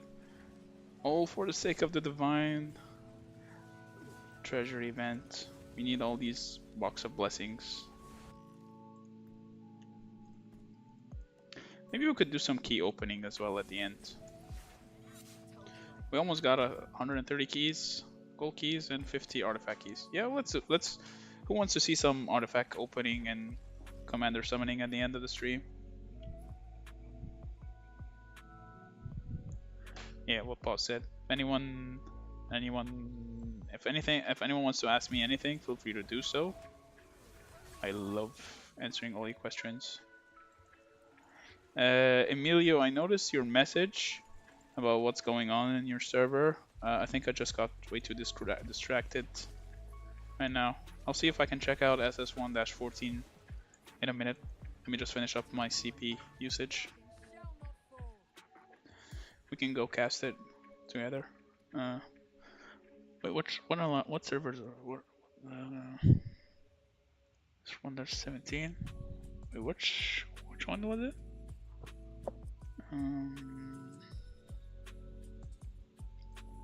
SS1-14. I think I have an account. Oh, I don't have an account there? Seriously? I thought I had an account there.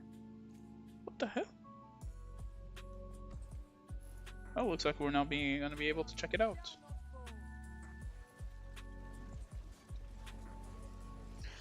Alright, we're almost done here. Honestly, I wanted to save my keys till next season, but you know what? Just for you. Oh, wait, what? Kingslayer has been added to here? Since when? Since when did they add Kingslayer into the regular artifact compodium? What? It was there before, but they removed it and moved it to the Forge of Light. I guess they're starting to add all of the old S1 artifacts here, except the Breath of Gigantus. I wish they would add Breath of Gigantus again. It's such an OP artifact.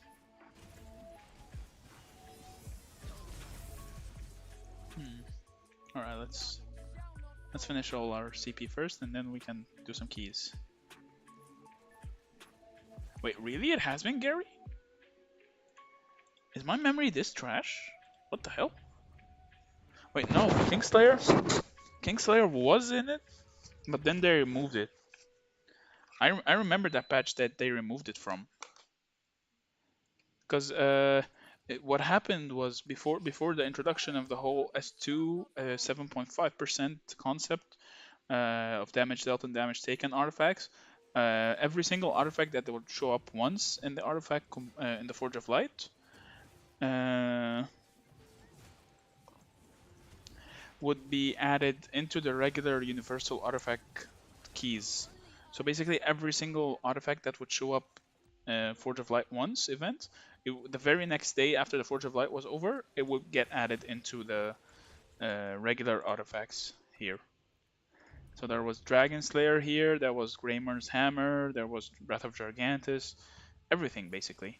But then they implemented a patch where they said they're gonna change how artifacts are added into the Universal Artifact Compodium, and now not everything is there anymore. Especially all the newer artifacts, all the artifacts that give 7.5% stats boost. Those ones have not been added yet. I'm not sure when they're gonna be added, to be honest. Looks like we're almost done. One more.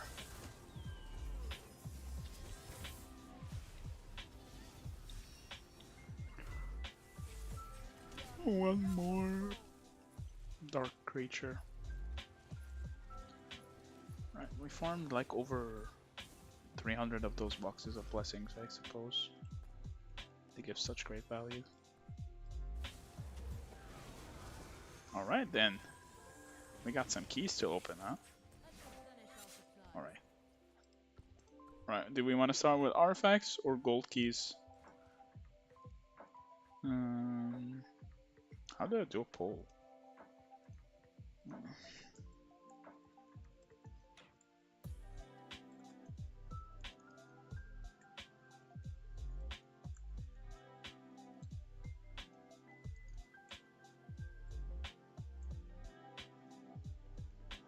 Alright, we got a poll going on right now. Vote.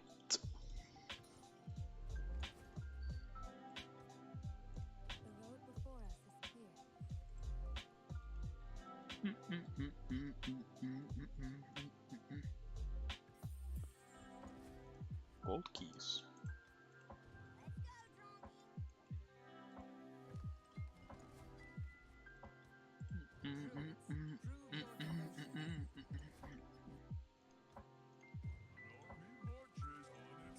Now it's 50-50.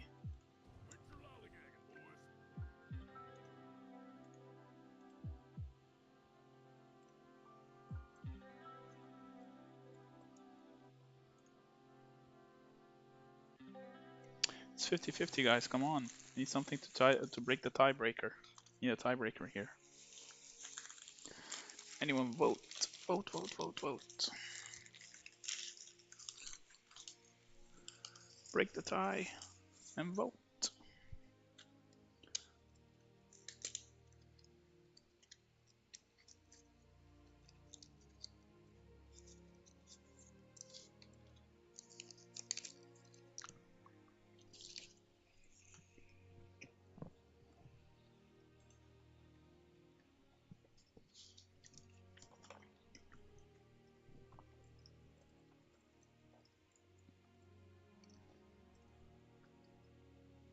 I'm gonna do both. I'm just checking which one do I do first. Again, it's 50-50.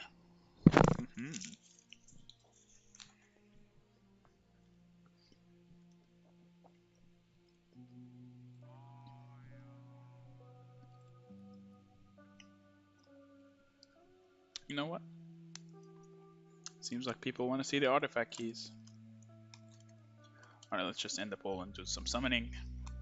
We're gonna be starting with 53 artifact keys. Let's go. Give me a legendary. Okay. Good start. Alright, give me a legendary. Okay. Okay. No legendaries. Come on. Give me something good. Yes, let's go! Legendary! Alright, I think it's gonna be a gathering artifact because my luck is garbage.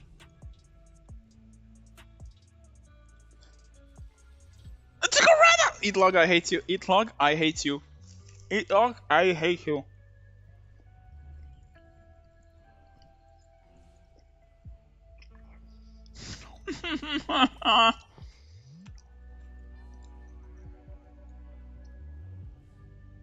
I hate this game. I hate this game. I hate this game.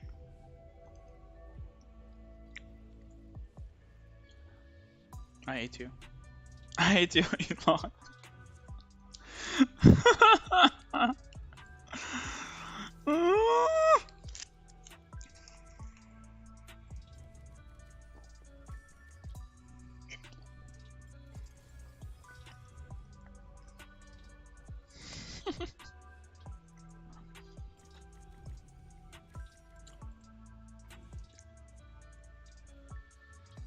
Elon, I hate you, by the way.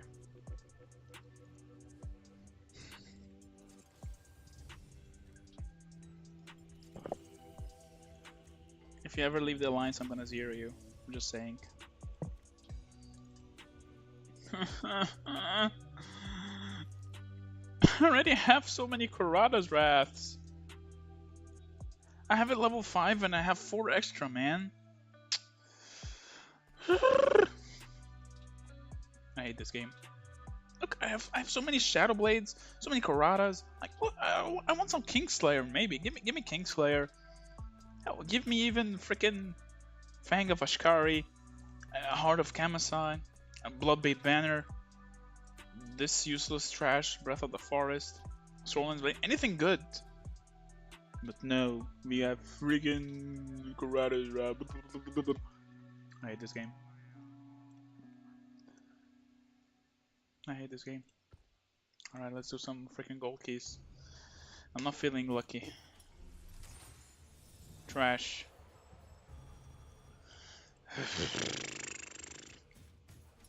Okay! Carwood! You know what? You know what? If I don't get some Bakshi, okay, okay. Now we're talking. Now we're talking.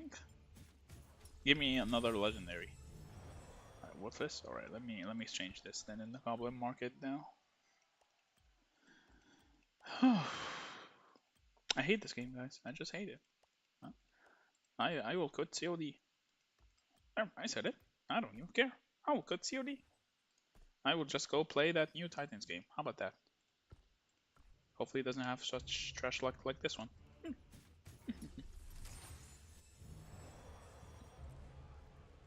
Trash. Trash. Okay, Thea. Okay.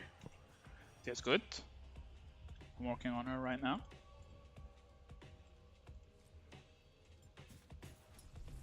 Another Thea. Let's go, baby. Let's freaking go. Okay. Give me a third legendary. Looks like the game is making up for the awful luck I had with the artifact keys that it's giving me good legendaries. Oh, never mind. It hates me. COD, why do you hate me? Nico, what? I don't even need Nico! Why Nico waiting for so long? I don't want Nico! Eatlock, shut up. Eatlock, shut up. What is trash? I mean, the only good, useful thing I got out of this was Thea. Because I'm working on her right now. I mean, I can awaken her right now if I wanted to, but I don't want to waste my tokens on some trash commander. I don't even know why I'm working on her. Oh, we got an Bakshi Scallop as well. Look, it's gonna be, he's gonna be 5/5. Look at this. Okay. Okay, thank you. Thank you so much, COT. No more trash luck. Things are looking good.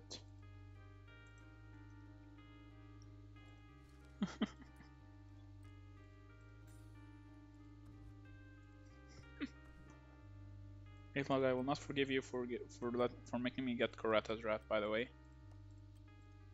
I'm just saying. I don't make the rules. But I'm just saying. Alright, we got 10 more keys. Let's get them. Give me something. No, good. We got a Karata's Wrath.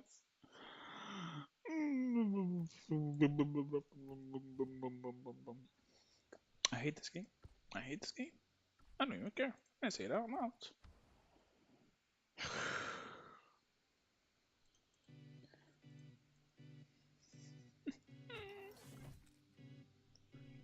Holy, we got 19,000 1-minute speedups. Sheesh.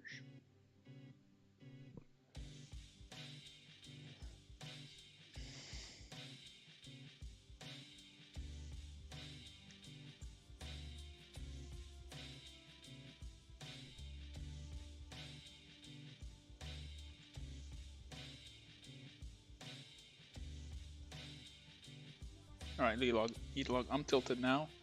And just for that, I'm gonna end the stream. This is your fault. I blame you. They're gonna add it into Call of Dragons. Eventually, Eatlog, just not now. Till then, I'm gonna have over 150 Nico tokens for some reason just sitting in my inventory. Along with 90 Nikas. All those spares, I don't need 5 extra husk for some reason. I don't know. This is too much. This is too much. This I don't need, and this I don't need. Alright, Eatlog, this is your fault, Eatlog. I want you to go sit in a corner and think of what you think about what you did wrong. But yeah. Jokes aside, guys, I'm probably gonna be ending the stream right now. Does anyone have any questions before I go? Feel free to let me know if you do. I would love to answer them real quick.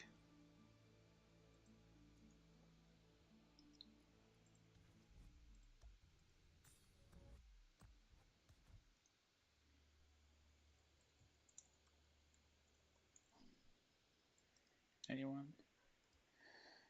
Yeah, you won't get that many G2 tokens, Eatlog, because you're a noob. You know why? Because you made me get Corada's Wrath. I won't forgive you for that.